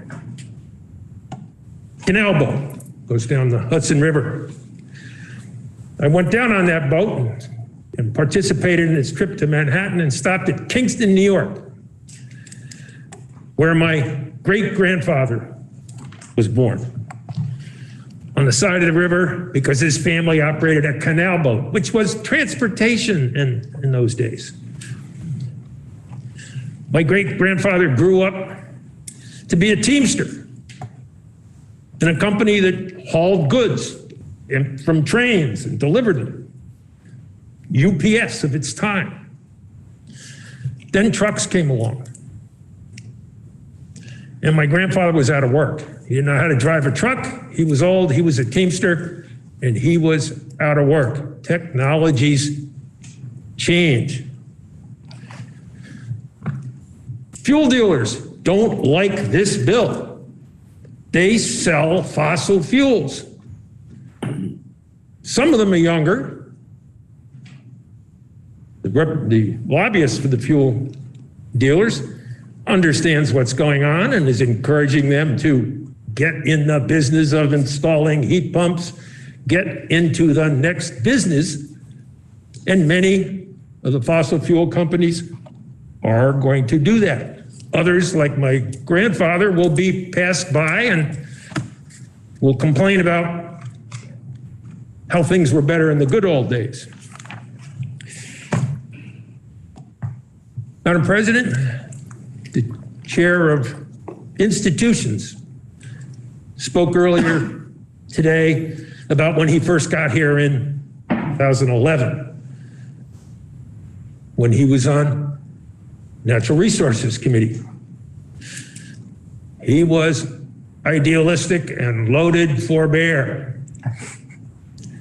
And he pushed LED bulbs. And he was right, and he was enthusiastic. And I remember saying to him in the hall, "You've got a tough road ahead of you. The phosphorus bulb people have taken 10 years to get rid of incandescent bulbs, 10 years. And finally, the people that make the big phosphorus light bulbs are in charge, and they're not going to want to hear from some young guy in here who wants to replace them with LED bulbs." I think the Senator remembers that, because the neon light bulb people ran the show. Lo and behold, what we learned in the last 48 hours, federal government is going to get rid of incandescent bulbs, and we had a bill in the same Natural Resources Committee this morning to phase out neon, 4-foot neon light.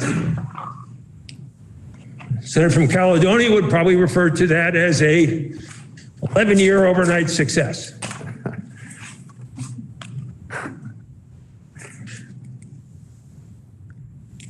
Clean heat challenge that faces us today isn't going to get any better tomorrow. It isn't going to get any better next week.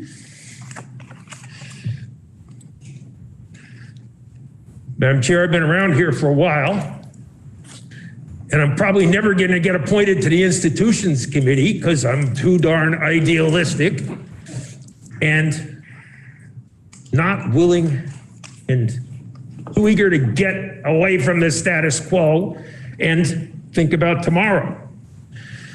I am older than the Pages, but I wonder what they're thinking at this time. We got a freight train to deal with. And if we don't deal with that, oh, get Mack truck, I guess. Freight train's next, and Mount Vesuvius is after that.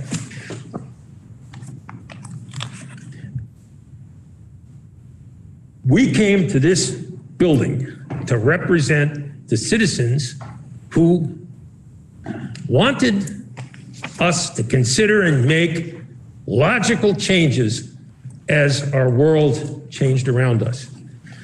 And this is one of those days. And there are powerful, wealthy interests who will seek to thwart us. I went to a meeting in a small town in Orange County this weekend, and I had a person stand up and talk about how we shouldn't be doing heat pumps because they're made in a foreign country. He drives a Korean car, likes it.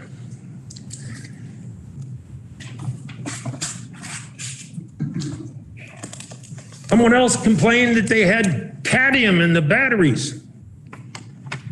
And who is sending out information about the risks of batteries? The fossil fuel companies.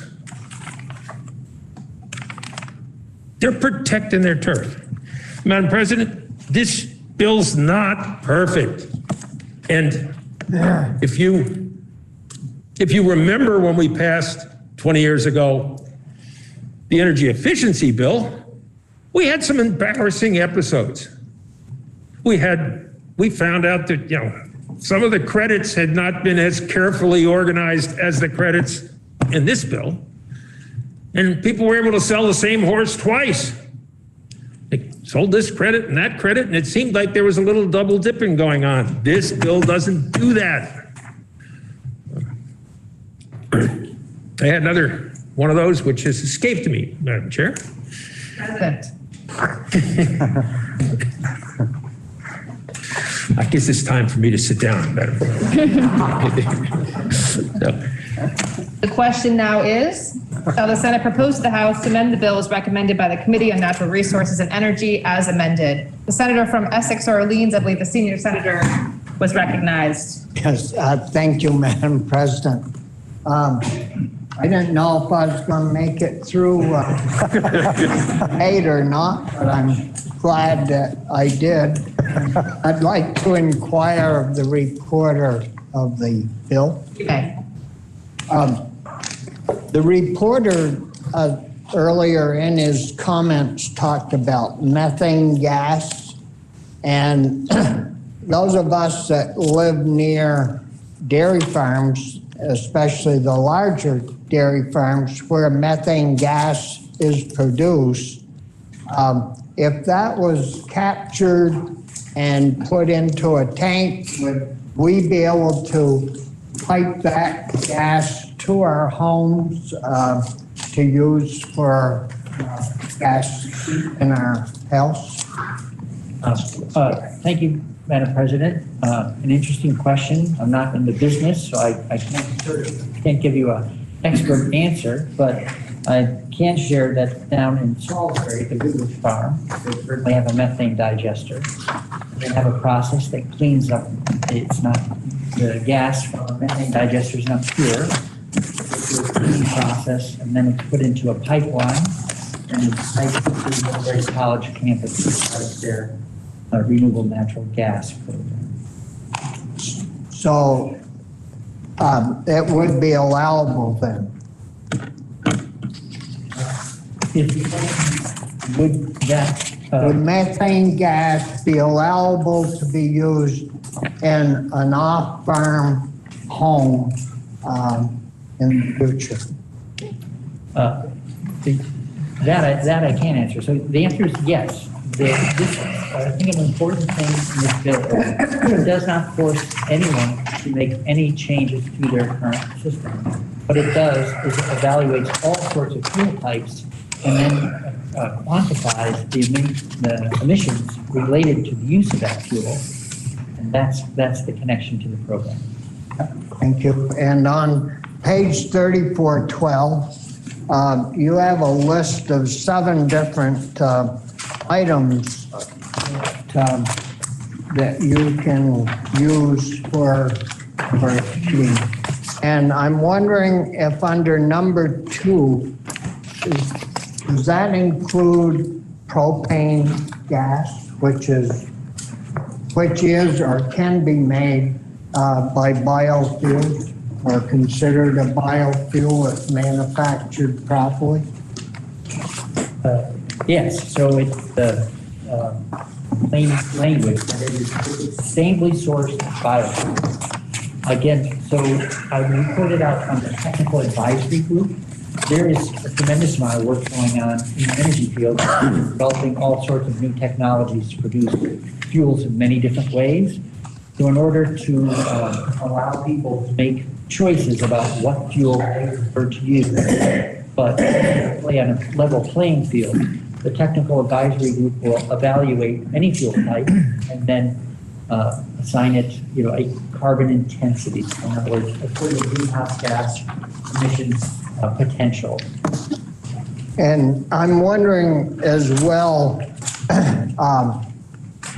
have biogasoline, biofuels there. If you take heating oil and dilute it with corn oil and biofuels, what would that percentage have to be in order for a dealer to continue selling biofuels? So I wouldn't want to predict precisely how the program will address that, but it anticipates the use of biofuels, including blends. We have fuel dealers in Vermont that currently will sell you straight heating fuel, or if you choose, you can have blends, like for instance, I think it's B20, where there's like 20% biofuel blended into 80% heating fuel. Where the market will go, I don't know, but again, the technical advisory group will evaluate each fuel type, and I'm sure they'll continue to evolve over time. Madam President, I mean, we're getting a lot of maybes and could be's, and this board is gonna look at this. You know, when my constituents ask me a question and I start dancing around the edges and not answer it, it doesn't usually go very well. They kind of like answers, and I hope that when this bill comes back with the earlier amendment that we passed, we get a chance to get some real answers and not maybes and could be's and what it should have been and all that. And one other issue somebody's talked about here today is how our electric energy in Vermont, thank you, how our electric energy has gotten so good, and we're number 2 now in New England.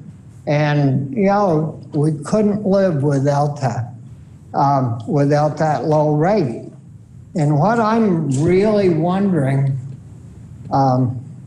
is that our rate, the utility I buy my electric from, it did go down.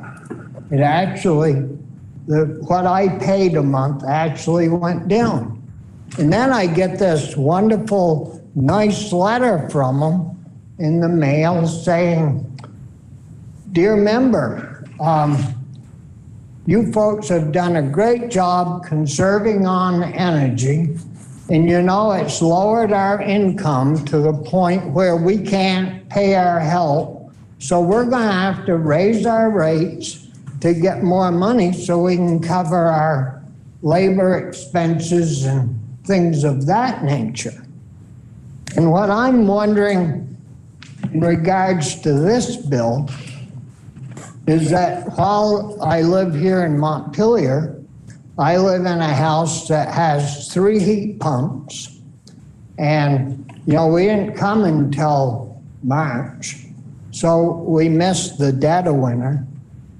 At home, my house at home is basically the same size as the one I rent here in Montpelier.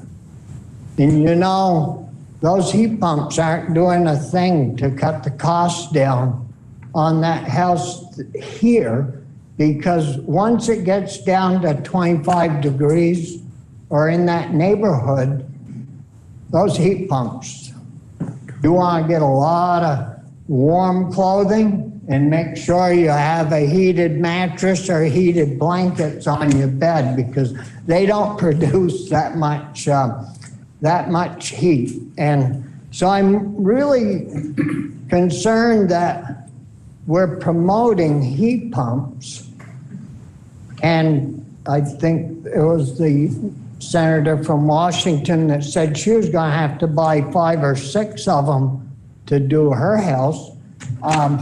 Well, when all this electricity is going to build up and we're going to have to use more, and I believe we have 2 major electric companies in Vermont. We have a host of small ones, but 2 really major distributors. How long is it going to take before they catch on that there's only 2 of us? We need some rate increases here. And what are we going to do then to combat higher rates when we only have 2 dealers, 2 suppliers, and basically there's no place to go. So I hope that I'll keep that in mind as we move forward and try to find some answers to some of these questions. Thank you, Madam President. The senator from Essex Orleans is recognized. Madam President, I just want to be on the record that I do support the Senate amendment to H715. Thank you. The senator from Washington is recognized. Thank you, Madam President. I think I have can I inquire of the reporter of the bill? You may. I was wondering to myself whether I have a question or just a thought that I want to share. I'm not really sure, but you feel free to reply after I'm done sharing my thought. First, I want to make it clear that I support the work of Efficiency Vermont, and I do want to see us move forward on this particular issue. So I'm pleased that we're having this conversation. My impression, though, is that in order to get credit, which I think of as kind of a discount or a coupon, as a homeowner, I'm going to have to make an investment in something. I'm going to have to do some weatherization or buy a fuel pump, a heat pump, or something of that sort. So I'm going to have to shell out some money in order to get the credit. And it just appears to me that it's going to be a lot easier for higher income people to be able to do that than lower income people are going to be able to do that. And I know that we talk in the bill quite a bit about making sure that we're taking care of lower income people and moderate income people, and I'm not afraid, but I imagine it's going to be hard for you to respond directly because it's up to the PUC to make some of these decisions about low income and high income. But my question is, am I right in assuming that I have to shell out money first before I get the credits, advantage to higher income people? And also, when it comes to income, low income or not, am I going to have to share my income information with my fuel dealer? So thank you for those questions. So I think it's always helpful to hear questions. Perhaps a misconception is that the homeowner has to acquire credits. It's the obligated parties, the fuel dealers, for instance, that have an obligation to acquire credits. Homeowners have no such obligation. So there is you don't have to step up in that particular way. But excuse me, I'm not meaning to interrupt, I just want to lose my thought. So I hear what you're saying, but it seems that the fuel dealer gets the credit from the homeowner, no? And I could be wrong. This is not an easy bill to understand. I'm not challenging you. I'm really asking. Yeah. Madam President, the senator from Windham is recognized. I just want to make sure that we're following Senate rules. We always speak through the Senate president and not directly to another senator on the floor. Thank you. I appreciate that. Excuse me. You may continue. It's fine. I just was wondering the same questions about, my question is whether or not it'd be easier for low income people easier for high income people to afford to get, actually where I was asking whether or not the credits that are received by the companies come from the homeowners. Again, the question. So when any vendor installs a clean heat measure, whether that's weatherization, delivering biofuels, or installing a heat pump, that vendor earns the credits, not the homeowner. So it's the actors in the field, for instance, the fuel dealer that needs the credit, a vendor who's out installing climate heat pumps as their business is earning credits. They have an opportunity through an exchange or barter of sorts through the system for the vendor to earn money. And you might say, well, okay, so does the vendor just earn money? It's anticipated based on other programs that what that income to the vendor installing heat pump, I'll just stick with that example, that will allow them to reduce the cost of the heat pump to the homeowner. So it ends up flowing through potentially to the homeowner as a subsidy because of the value of credits associated with their purchase. But to your point about will it be easier for the more well-to-do, I think that is that's consistent with everything I know. More money makes it easier to handle every type of transaction, no ifs, ands, or buts. But the programs and incentives, the program incentives will be based and oriented to assisting low and moderate income Vermonters. Thank you, Madam President. I just want to make it clear that my concern about this whole project is the impact it's going to have on lower income Vermonters, and the fact that while we're all trying to move forward and reducing the fossil fuels, and we've done some good work in limiting our electrical price increases and whatnot, that what we have seen continuing is increase in the wealth gap. And I'm afraid that policies like this, if they're not implemented properly and fairly, are going to have a detrimental impact on lower income Vermonters and are going to increase that wealth gap. And I really look forward to having the PUC come up with some policies that can make me feel better about the possibility of doing that. Thank you. Senator from Caledonia is recognized. Thank you, Madam President. Madam President, first I'd like to thank the senator from Orange who brought back a wonderful memory of our light bulbs and reminding me that I at least have some street cred for being an environmentalist in this building. Secondly, I categorically deny any implication that I'm old. And finally, that I want to thank him for putting the proper posture to this question. I come from the Caledonia County District.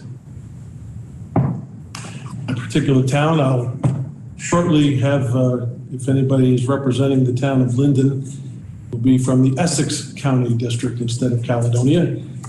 But the point is still the same. The entire Northeast Kingdom, the vast majority of people who live there are far lower in income than the average income for the people of this room.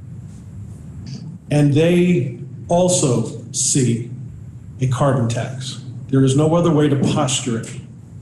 And we can put language in with suggestions that people look at it in a different way, but at the bottom line, the people who heat their homes are going to be most affected by this. I don't care about what my grandfather would call Standard Oil. He was an engineer for Standard Oil, or Exxon or Mobil or any other fuel oil company. What I do care is about the people who elected me to this position past now 12 years. And I know the impact that this is going to have on them when they try to meet our desired goals. Correct myself. Mandates. I will not have the ability to do that. Reluctantly, I cannot support this bill. Thank you, Madam President. Senator from Chittenden is recognized, and I'll move to the senator from Rutland. Thank you, Madam President. We all have constituents who are of low means. We all have constituents who are on fixed incomes. It's just a daily concern here, and it should be. What I want to say is that there hasn't been a serious bill to address the climate crisis in this building that hasn't had those people in mind for the last 10 years. So every serious plan that has come out has had within it, in its design, a way to move money to people of very low means to help them out. And Madam President, what I would stress about this bill, we talked about testimony in committees of jurisdiction before. This has had a huge amount of testimony, much of it directed to the phrase we keep using is people of low and moderate income. What it means is that, A, this bill doesn't mandate those people to do anything. It establishes a system of credits for people who sell them their fuel. Now, I think it's fair to ask, will their fuel prices go up? And I think everyone agrees that if this works as intended, some people's fuel prices might go up more than they can afford, which is why, in its design, the bill moves incentives and moves subsidies to those people. Now, is it perfect? No, but it is a design that speaks to the least among us. And I think that that's key. The other thing that I would say is that there are two other crises in the world going on right now that I would ask us just briefly to think about. One is Ukraine, a country invaded, at war. Nobody there has recourse of any kind, regardless of income level. Everybody is trapped by the invader. The other is our climate crisis here in the West. I was listening to VPR this morning, and there was a report about wildfires in the West and the way that we're going to have to develop a different approach to them. So instead of bringing in massive firefighting resources, costing sometimes human lives, we're going to instead adopt a policy more like we have with hurricanes. A hurricane comes, people move out of the way, and then they go in after it's over. Our fighting policy still built on the idea that we can stop the fires. And clearly, in this climate crisis, we no longer can. There, as in Ukraine, nobody is able to look out for the people of least means because there are emergencies that have happened and overwhelmed us. This particular piece of legislation, we have time to design it to stop the climate crisis and speak to the needs of the needy, which is what this does. And so I put my trust in the Natural Resources Committee, which has studied this over a long period of time. We created a design that ideally would make it, in some cases, impossible to keep the status quo, but in all cases, make it able for people of low means to survive the crisis. So with that said, I will be voting for the bill, and I understand the comments that I've heard, but I just can't agree that this is targeting people of low means, mandating anything for people of low means, or not considering their realities. Thank you very much. The senator from Rutland is recognized. Thank you, Madam President. I'll be brief. I've appreciated very much the debate and discussion around this so far this morning, or this afternoon, as it may be. I know it's going to be hard to believe, but I've heard from more of my constituents about this than I even did about whether or not we allow Vermonters to shoot crows or not. Hard to believe. But the general trend from what I heard from some of my constituents in Rutland County was there's a real fear around this bill. A real misunderstanding, but a gradual fear about what it's going to do. And I'll once again speak to those of low and moderate incomes. Folks feel like they can't take on any more burden. We've seen our gasoline for our cars is through the roof. Fuel oil we know is high right now because of Ukraine and other factors, with the hopes that it's going to come back down to reality. Rent is through the roof.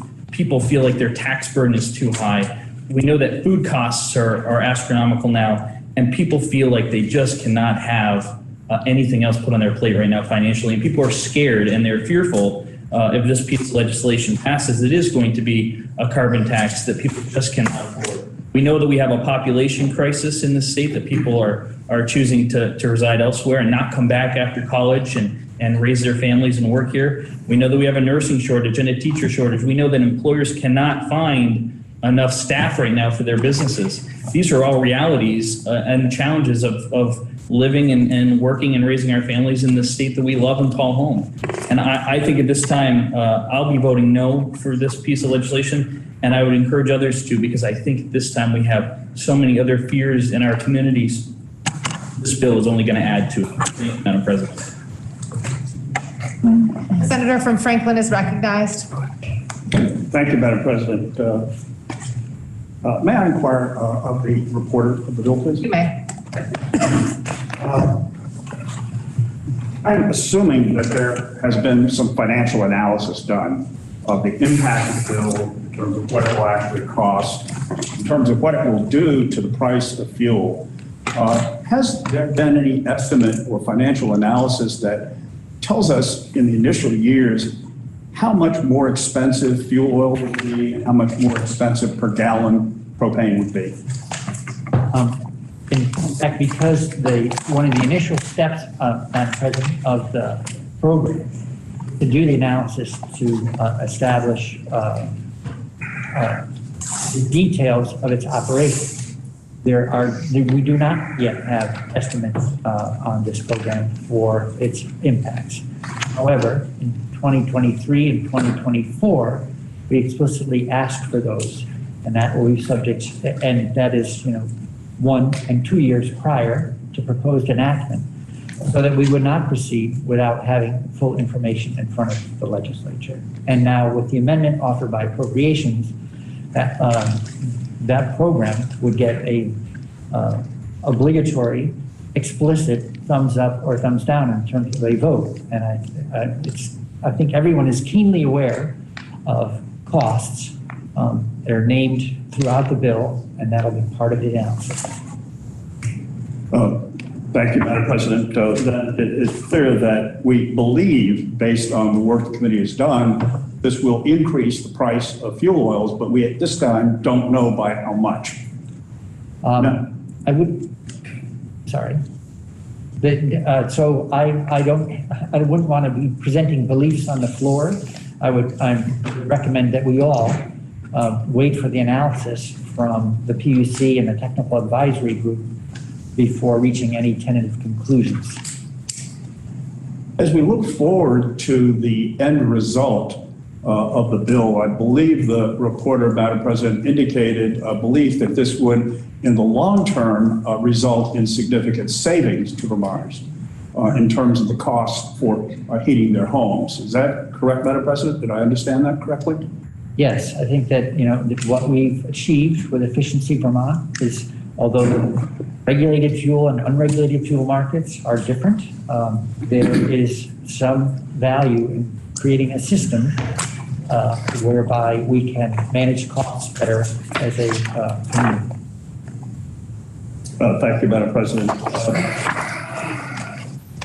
When we calculate the amount of savings, Madam President, that we, and this is again my question of the bill, as we calculate the savings that we get as a result of this in the long term, we understand based on the bill that there will need to be investments in weatherization and other kinds of activities relating to that, and as well as investments in the sources of heating systems.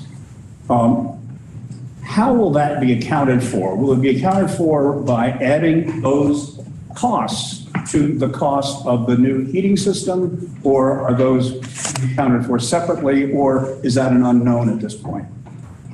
I'm sorry, Senator, if you could please restate the question. I wasn't quite sure I followed.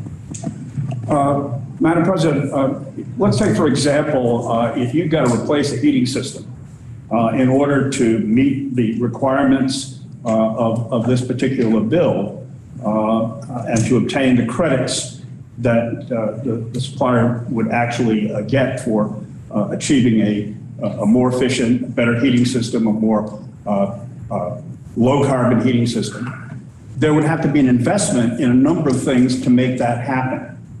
When, as part of that investment, you can see the net change in the cost of heating on an annual basis that house after all those things have been done. How will you account for the cost, the money that you had to spend in order to make that happen? Would you do it on a one-time basis because the carbon credits are being done on a one-time basis, or would you spread that over the life cycle of the estimated payback? Thank you for that question, and it is addressed in the bill on page 3413, G sub 2. The commission shall determine whether the total value of a clean heat credit from installed measures shall be claimed in the year it is installed, or whether the annual value of that credit shall be applied each year of the measure's life.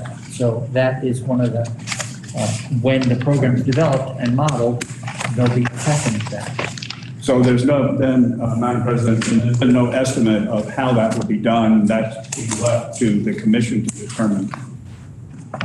That is being left to the commission to determine, although I would point out the caveat that each year, 2023, 2024, we receive a final rule to be voted before the rule is allowed to be presented to the Secretary of State's office.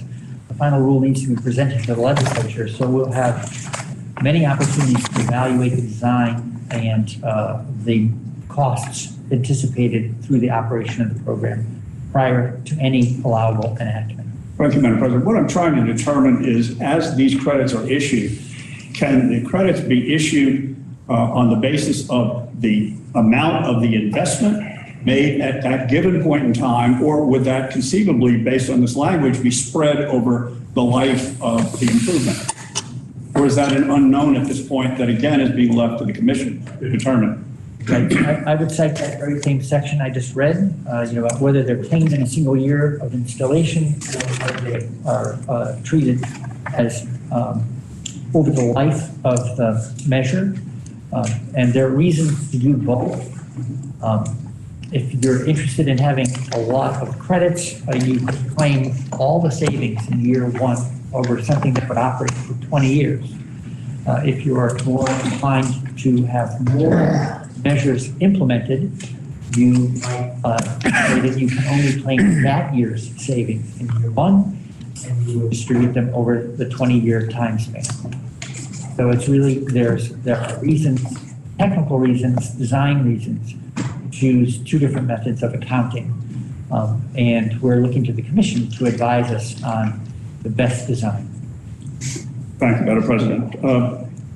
I believe the reporter mentioned to us that we now, as a result of the efficiency measures that we took a number of years ago, we have the second lowest electricity price in New England. I wonder if the reporter is aware of who has the lowest electricity price as a state in New England.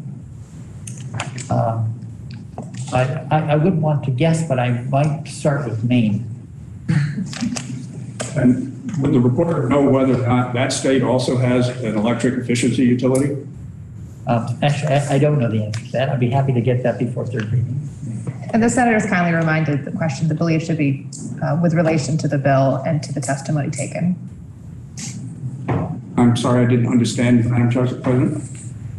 I believe the questions posed should be in relation to the specific bill and to the testimony provided by the reporter, not outside that scope as to random inquiry. I respectfully submit that that was a statement made in connection with the bill in terms of saying that this is the type of measure that this particular bill represents, and used it as an example as to the effect of taking this kind of measure. May I continue?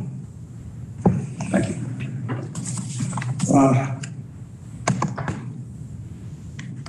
One of the questioners of the reporter asked earlier about the issue of low and moderate income households and the actors who are obligated parties are the ones who make the determination of whether someone is a low or moderate income, or at least they have to have that information because there's specific goals in terms of percentage of the credits that they have to retire.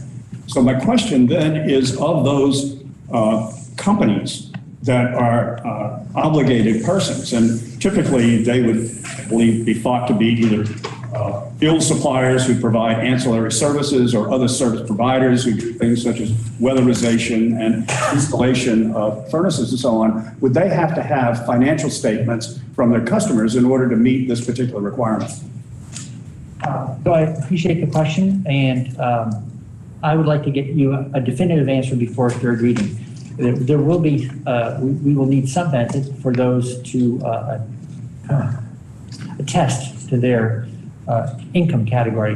There have been discussions around how to do that in a private manner. So let me get more information, please, for you before third reading. Thank you, Madam President. The senator from Windsor wish to be recognized. And then I'll move to the senator from Essex Orleans. Oh, sorry. A four-way stop sign.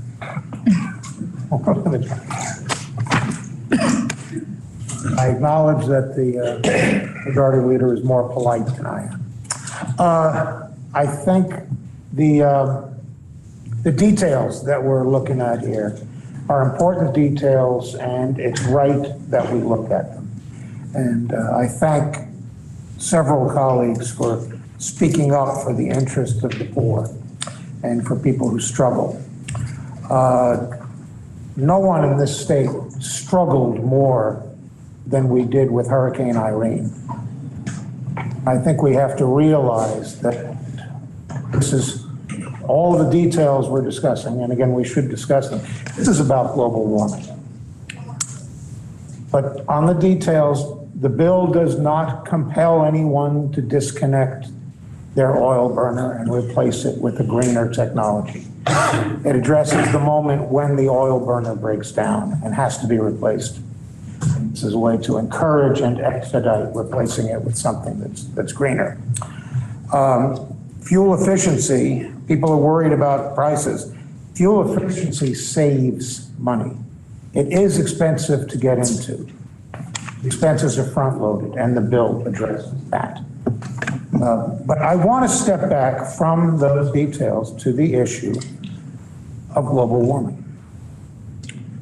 This is a plan to deal with global warming.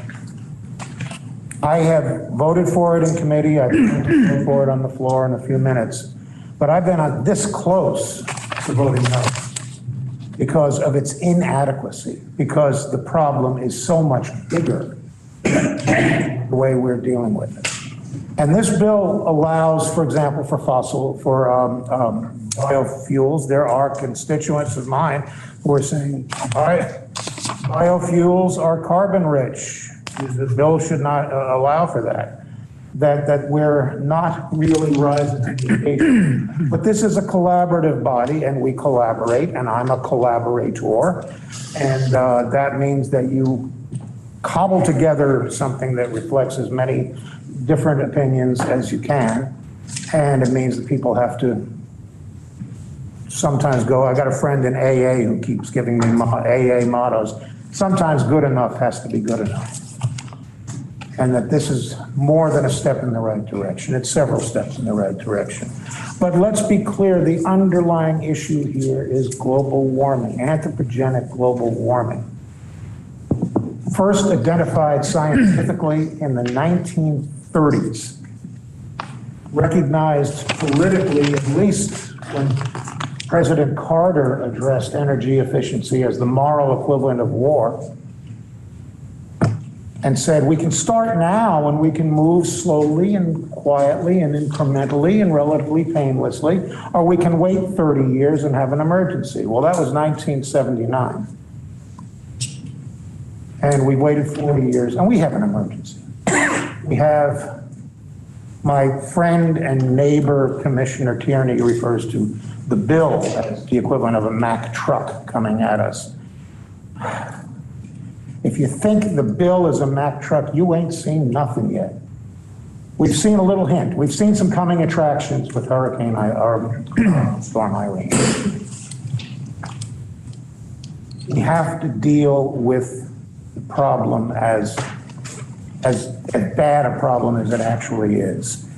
And if we can't do that, and apparently we don't have the will to do that, at the very least, we can do with this bill. The question is, shall the Senate propose to the House to amend the bill as recommended by the Committee on Natural Resources and Energy as amended? The senator from Essex Orleans is recognized. So I've listened intently to what everybody has to say, and everybody makes valid points. And like in sales, which a job that I'm in through my whole life, you bring up points to make your position known better. I've heard about the war in Ukraine and how it's driven up the cost of fuel. I have a business where it is green. I use 100% of the electricity, and I use a lot. It's all gone through solar farms. I also have to use 10,000 gallons of propane. Before the war in Ukraine, my price of propane went up to $2 a gallon. So sometimes politics is a big factor in the economics of how we live our life. I'm worried about the politics of this bill. I'm worried about how it's going to affect the poorest of my poor, which I appreciate some of the comments about we all have pockets of poor, but I have a lot of pockets of poor. I have 80% of my population is probably down below the poverty level of what the government says. And it goes on beyond that as well. It's not that they don't want to be part of what the world is coming to. They want to be part of it. We also have an equation here that hasn't been talked about today. Earlier in the year in transportation, we had all the major players and the power companies come in. And they came in because of some conversations that we had. Was the state infrastructure ready for the Climate Council's goals to be met by 2028? Or in 28 years, 2050. And the answer to that at first was, oh yeah, we can do that. But then we heard from the power companies and they said, no, we can't do that. We have to have $2.2 billion in today's dollars in infrastructures upgrades to be able to reach that goal. So on top of charging my constituents more for their fuel, we've got to worry about how they're going to upgrade the $2.2 billion and who's going to pay for that. We haven't heard much about that, but it's coming. But I just want to tell you something about my constituents. They really don't want your help. They really do want to stand on their own 2 feet. They're not looking for a subsidy. They're not looking for any help. They don't want to get a check back. They want to stand on their own 2 feet, and they want to live their lives. They want to go to their jobs. They want to send their kids to school. They want to try to send them to college. They want to pay their taxes. They're not looking for any type of government handout just so they can live in this state and live their life. And I thank you, Madam President. Senator from Orange is recognized.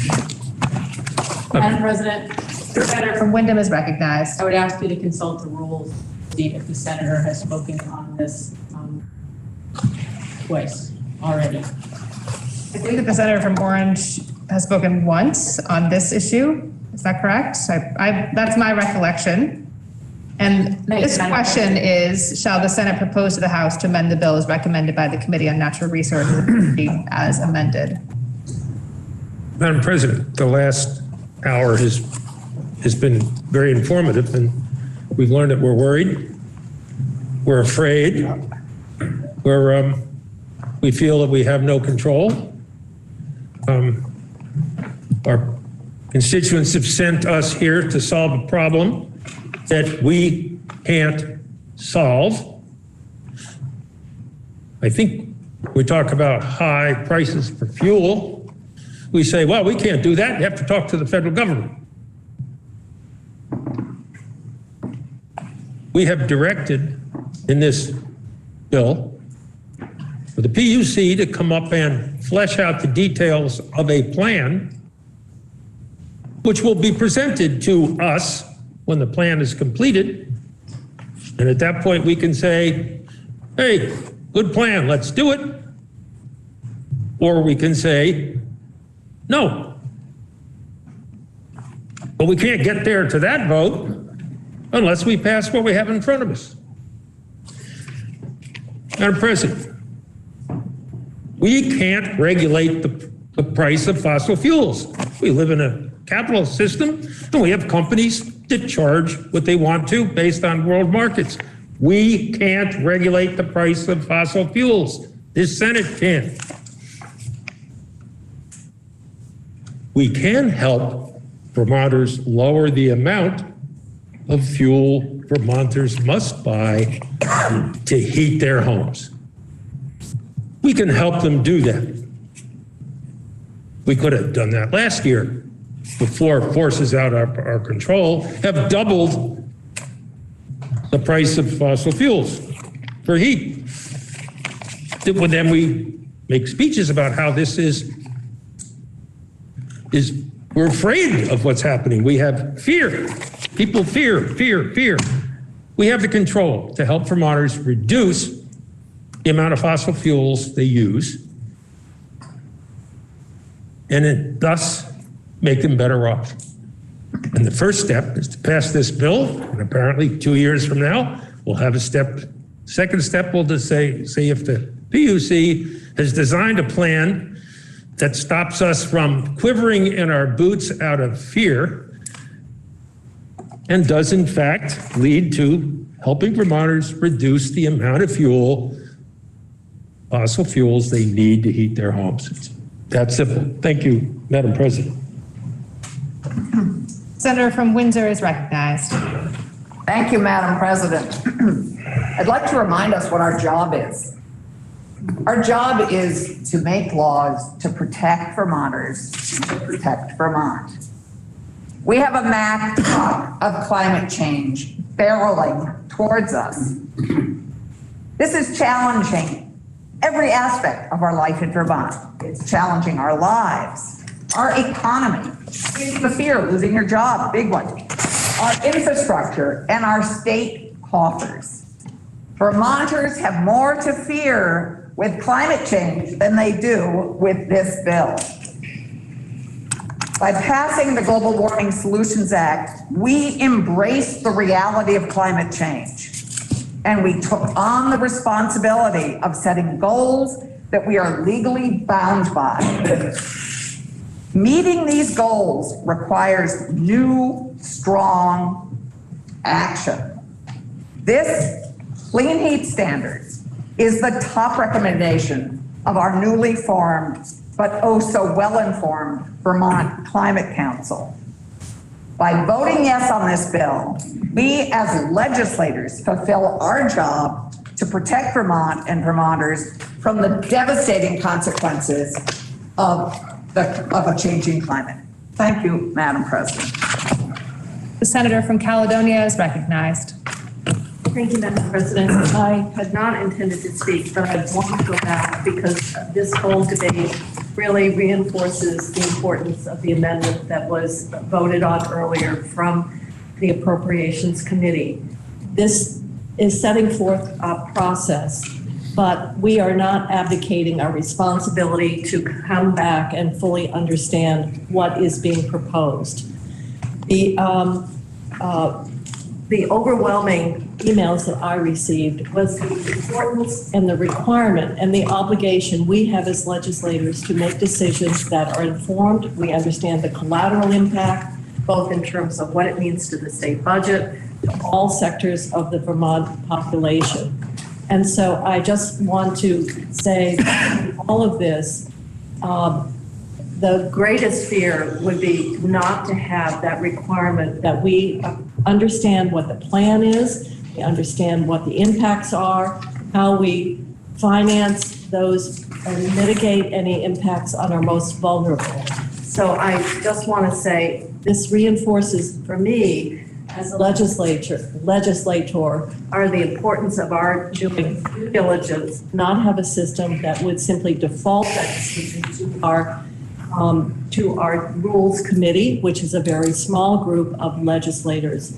So in all of this and all the questions that need to be answered and must be answered to inform our final decisions, this is why we felt so strongly that it really required that information and to make an informed vote. And that's why the amendment that has been passed really requires us to enact, to take affirmative decision, make an affirmative decision as we move forward. And with that information, which we do not have now, but we'll have at a point in hopefully July of 2024. So thank you, Madam President. The question is, shall the Senate propose to the House to amend the bill as recommended by the Committee on Natural Resources and Energy as amended? The senator from Addison is recognized. Thank you, Madam President. I wanted to heartfelt remarks of the senator from Essex Orleans talking about people's pride and sense of independence, not looking for assistance or handouts. The program is entirely voluntary. And so I think it respects that sort of dignified individual even if to participate. Secondly, I really appreciate the collegial work of this. It's as though we had it's been a while since we've had, in essence, a committee of the whole in the chamber. And I appreciate all the questions. And the last thing, I want to come back to where I started. we, through the Global Warming Solutions Act, bound ourselves to meeting climate reduction goals. And inaction is failing to deliver what we've committed ourselves to. And inaction also leaves many people in the lurch, although we've talked about Ukraine as part of the reason we see a price spike. If you look at the chart that for the 20-year chart, you'll see many price spikes. And so for those who are least able to manage spiking energy costs, they are left in the lurch over and over. We're building a pathway to a more stable as well, affordable, as well as cleaner energy future. And we'll have a great deal more work to do once we see the design coming back. With that, conclude my remarks, and I would ask for a roll call when we take it. The senator from Addison has requested a roll call vote. And again, the question is, shall the Senate propose the House to amend the bill as recommended by the Committee on Natural Resources and Energy as amended? Are you ready for the question? The senator from Chittenden is recognized. Thank you, Madam President. I should start by acknowledging that I'm probably breaking several unspoken rules, and I was getting my advice from a colleague who may not even be considered part of my own party, but I trust him to be a good judge of character, and his advice was inconclusive. But I am getting up because now a roll call vote has been requested, and I wanted to register the concerns that I have before supporting this vote on second reading and sharing some of those concerns with the Committee of Jurisdiction tomorrow morning. So I first want to acknowledge that this is a sweeping and meaningful change, and it generally points us in the right direction. But if we do not share the same North Star, then we still end up in very different places at the end of a process such as this. And that is why, to me, it's very important that we recognize that not all of these fuel sources named as eligible as for clean heat measure credit are created equal. And I've heard in the debate that there is disappointment on all sides. Some people think this goes too far. Some people think this doesn't go far enough. Some people horseshoe around, and both want to recognize the plight of low-income Vermonters and those most marginalized. And I think that is an area where we often all do find agreement, even if we don't agree on the means to get there. And we also know that inaction is not an option, that so many of these particular measures get a great deal of scrutiny. We're going to look at their life cycle. We're going to look at their impact on Vermonters and others. And we have not done the same thing necessarily for fossil fuels. We have not done the same thing for the status quo, but we do in many ways recognize that inaction is not an option at this point. But what this bill should offer us the opportunity to do is get this right in a different way. We didn't scrutinize fossil fuels in the same way, but we do have the opportunity to do far better now and to recognize the impact on Vermonters of price volatility, to also recognize the impact of what we're doing and the fuels we're sanctioning on a global scale as well. Famed Vermonter Bill McKibben recently wrote that in a world on fire, we should stop burning things. And with respect to my colleague from Chittenden, there is another crisis unfolding as well right now in the globe. The world is truly on fire, and 10% of the population right now are experiencing temperatures above 110 degrees. I may be more keenly aware of this because it is Southeast Asia where a lot of my family is from, and once the temperature is above 110 degrees and above a certain level of humidity, there is nothing the human body can do to survive. And so I recognize the importance not only of tackling our climate crisis, but of making sure we are truly doing it in a way that reduces greenhouse gas emissions, that does not further increase the price of food by transitioning to biofuels, and that truly takes into account the full cost of the life cycle. And so given that not all of these fuels or sources of clean heat measure eligibility are created equal, we then have to look at how we measure what should be included and what should be eligible for credit in a very holistic and comprehensive way. And I worry that if we do not set those standards in a place that truly are measurable and have the right people at the table, then we will accelerate into a future that holds many of these fuels in the same stead when they are not. And so I will spare the body my interrogation. Now, I do look forward to presenting an amendment in the Committee of Jurisdiction, but we truly have to recognize that in a world on fire, we can't keep burning things. And some of these fuels still do emit greenhouse gas emissions. Some of these fuels still have price volatility that will impact the lowest income Vermonters. And that truly should be taken into account as we look at how we set our North Star. The question is, shall the Senate propose to the House to amend the bill as recommended by the Committee on Natural Resources and Energy as amended? Are you ready for the question? Again, the senator from Addison has requested a roll call vote. The secretary is kindly asked to call the roll.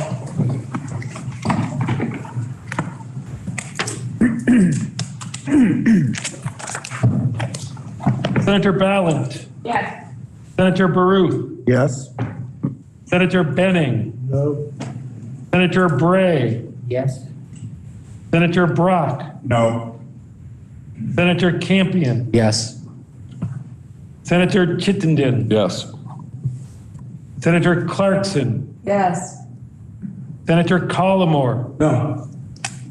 Senator Cummings. Yes. Senator Hardy. Yes. Senator Hooker. Yes. Senator Ingalls. No. Senator Kitchell. Yes. Senator Lyons. Yes. Senator McDonald. Yes. Senator Mazza. Yes. Senator McCormack. Yes. Senator Nitka. Yes. Senator Parent. No. Senator Pearson. Yes. Senator Perschlick. Yes. Senator Polina. Senator Rahm Hinsdale. Yes. Senator Sears. Yes. Senator Sorotkin. Yes. Senator Starr. No. Senator Terenzini. No. Senator Westman. Yes. Senator White. Yes.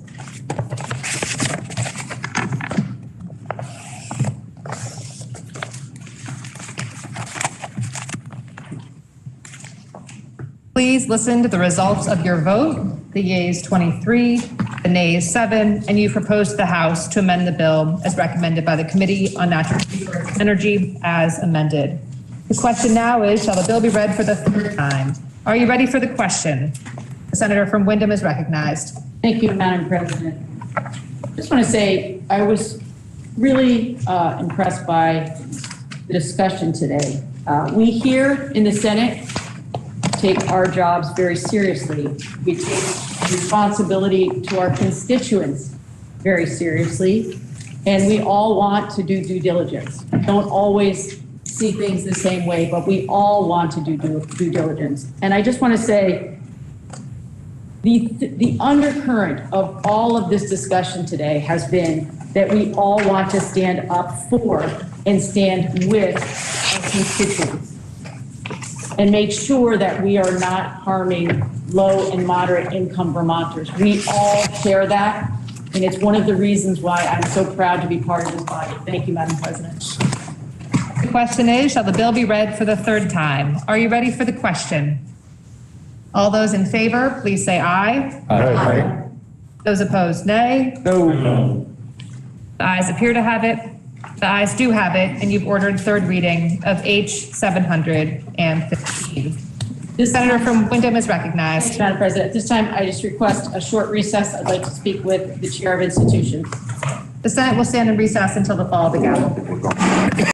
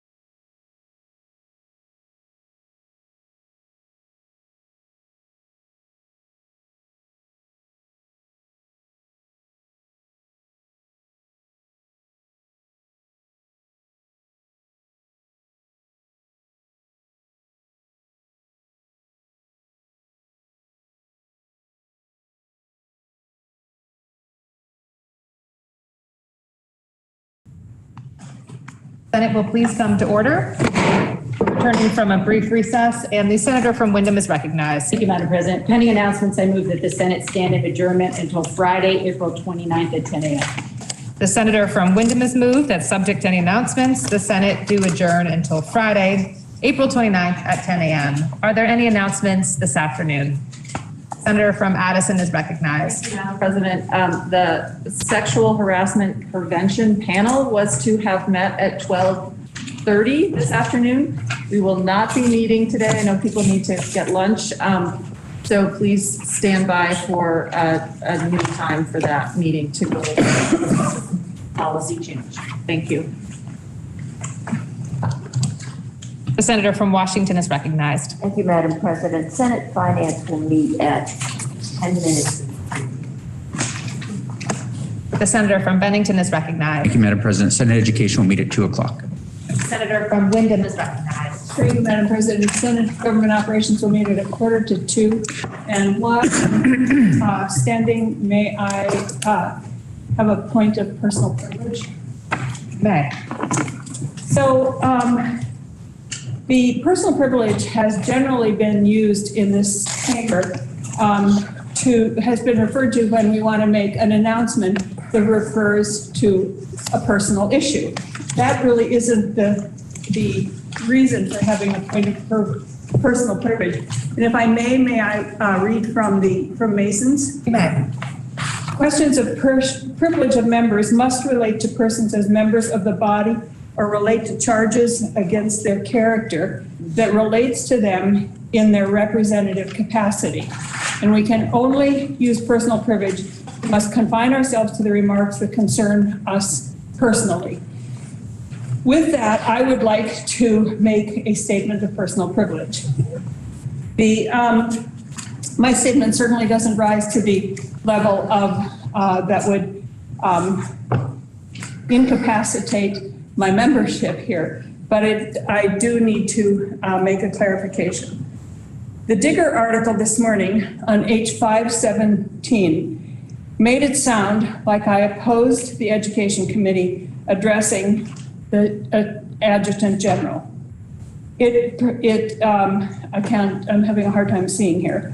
It reported that I said the Education Committee went way beyond their bounds because it was actually the jurisdiction of government operations.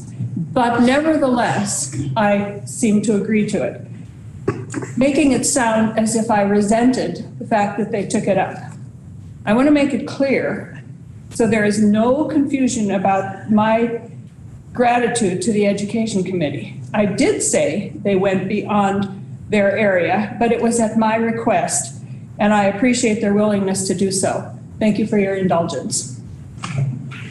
Are there any additional announcements? The senator from Bennington is recognized. Thank you, Madam President. Not having read the article, I just want to thank the good senator from Wyndham for making those comments, and I can assure her that the Education Committee takes no offense and is grateful for her partnership on H517. Thank you. The senator from Addison is recognized. Senate Natural Resources and Energy will meet tomorrow morning, 8:30. Senator from Chittenden is Thank you, Madam recognized. President. Senate Economic Development will meet tomorrow morning at 8:30. Senator from Caledonia is recognized, and the senator from Bennington, I do see you, and we will turn to you next. Thank you, Madam President. Senate Institutions Committee will not be meeting downstairs, but I would like the members to meet in the well of the chamber after the fall of the gavel. Thank you, Madam President. And the senator from Bennington is recognized. Thank you, Madam President. Senate Judiciary will meet tomorrow morning at 8:30. Are there any additional announcements? The senator from Wyndham has moved the Senate adjourn until Friday, April 29th at 10 a.m. Are you ready for the question? All those in favor, please say aye. Aye. Those opposed, nay.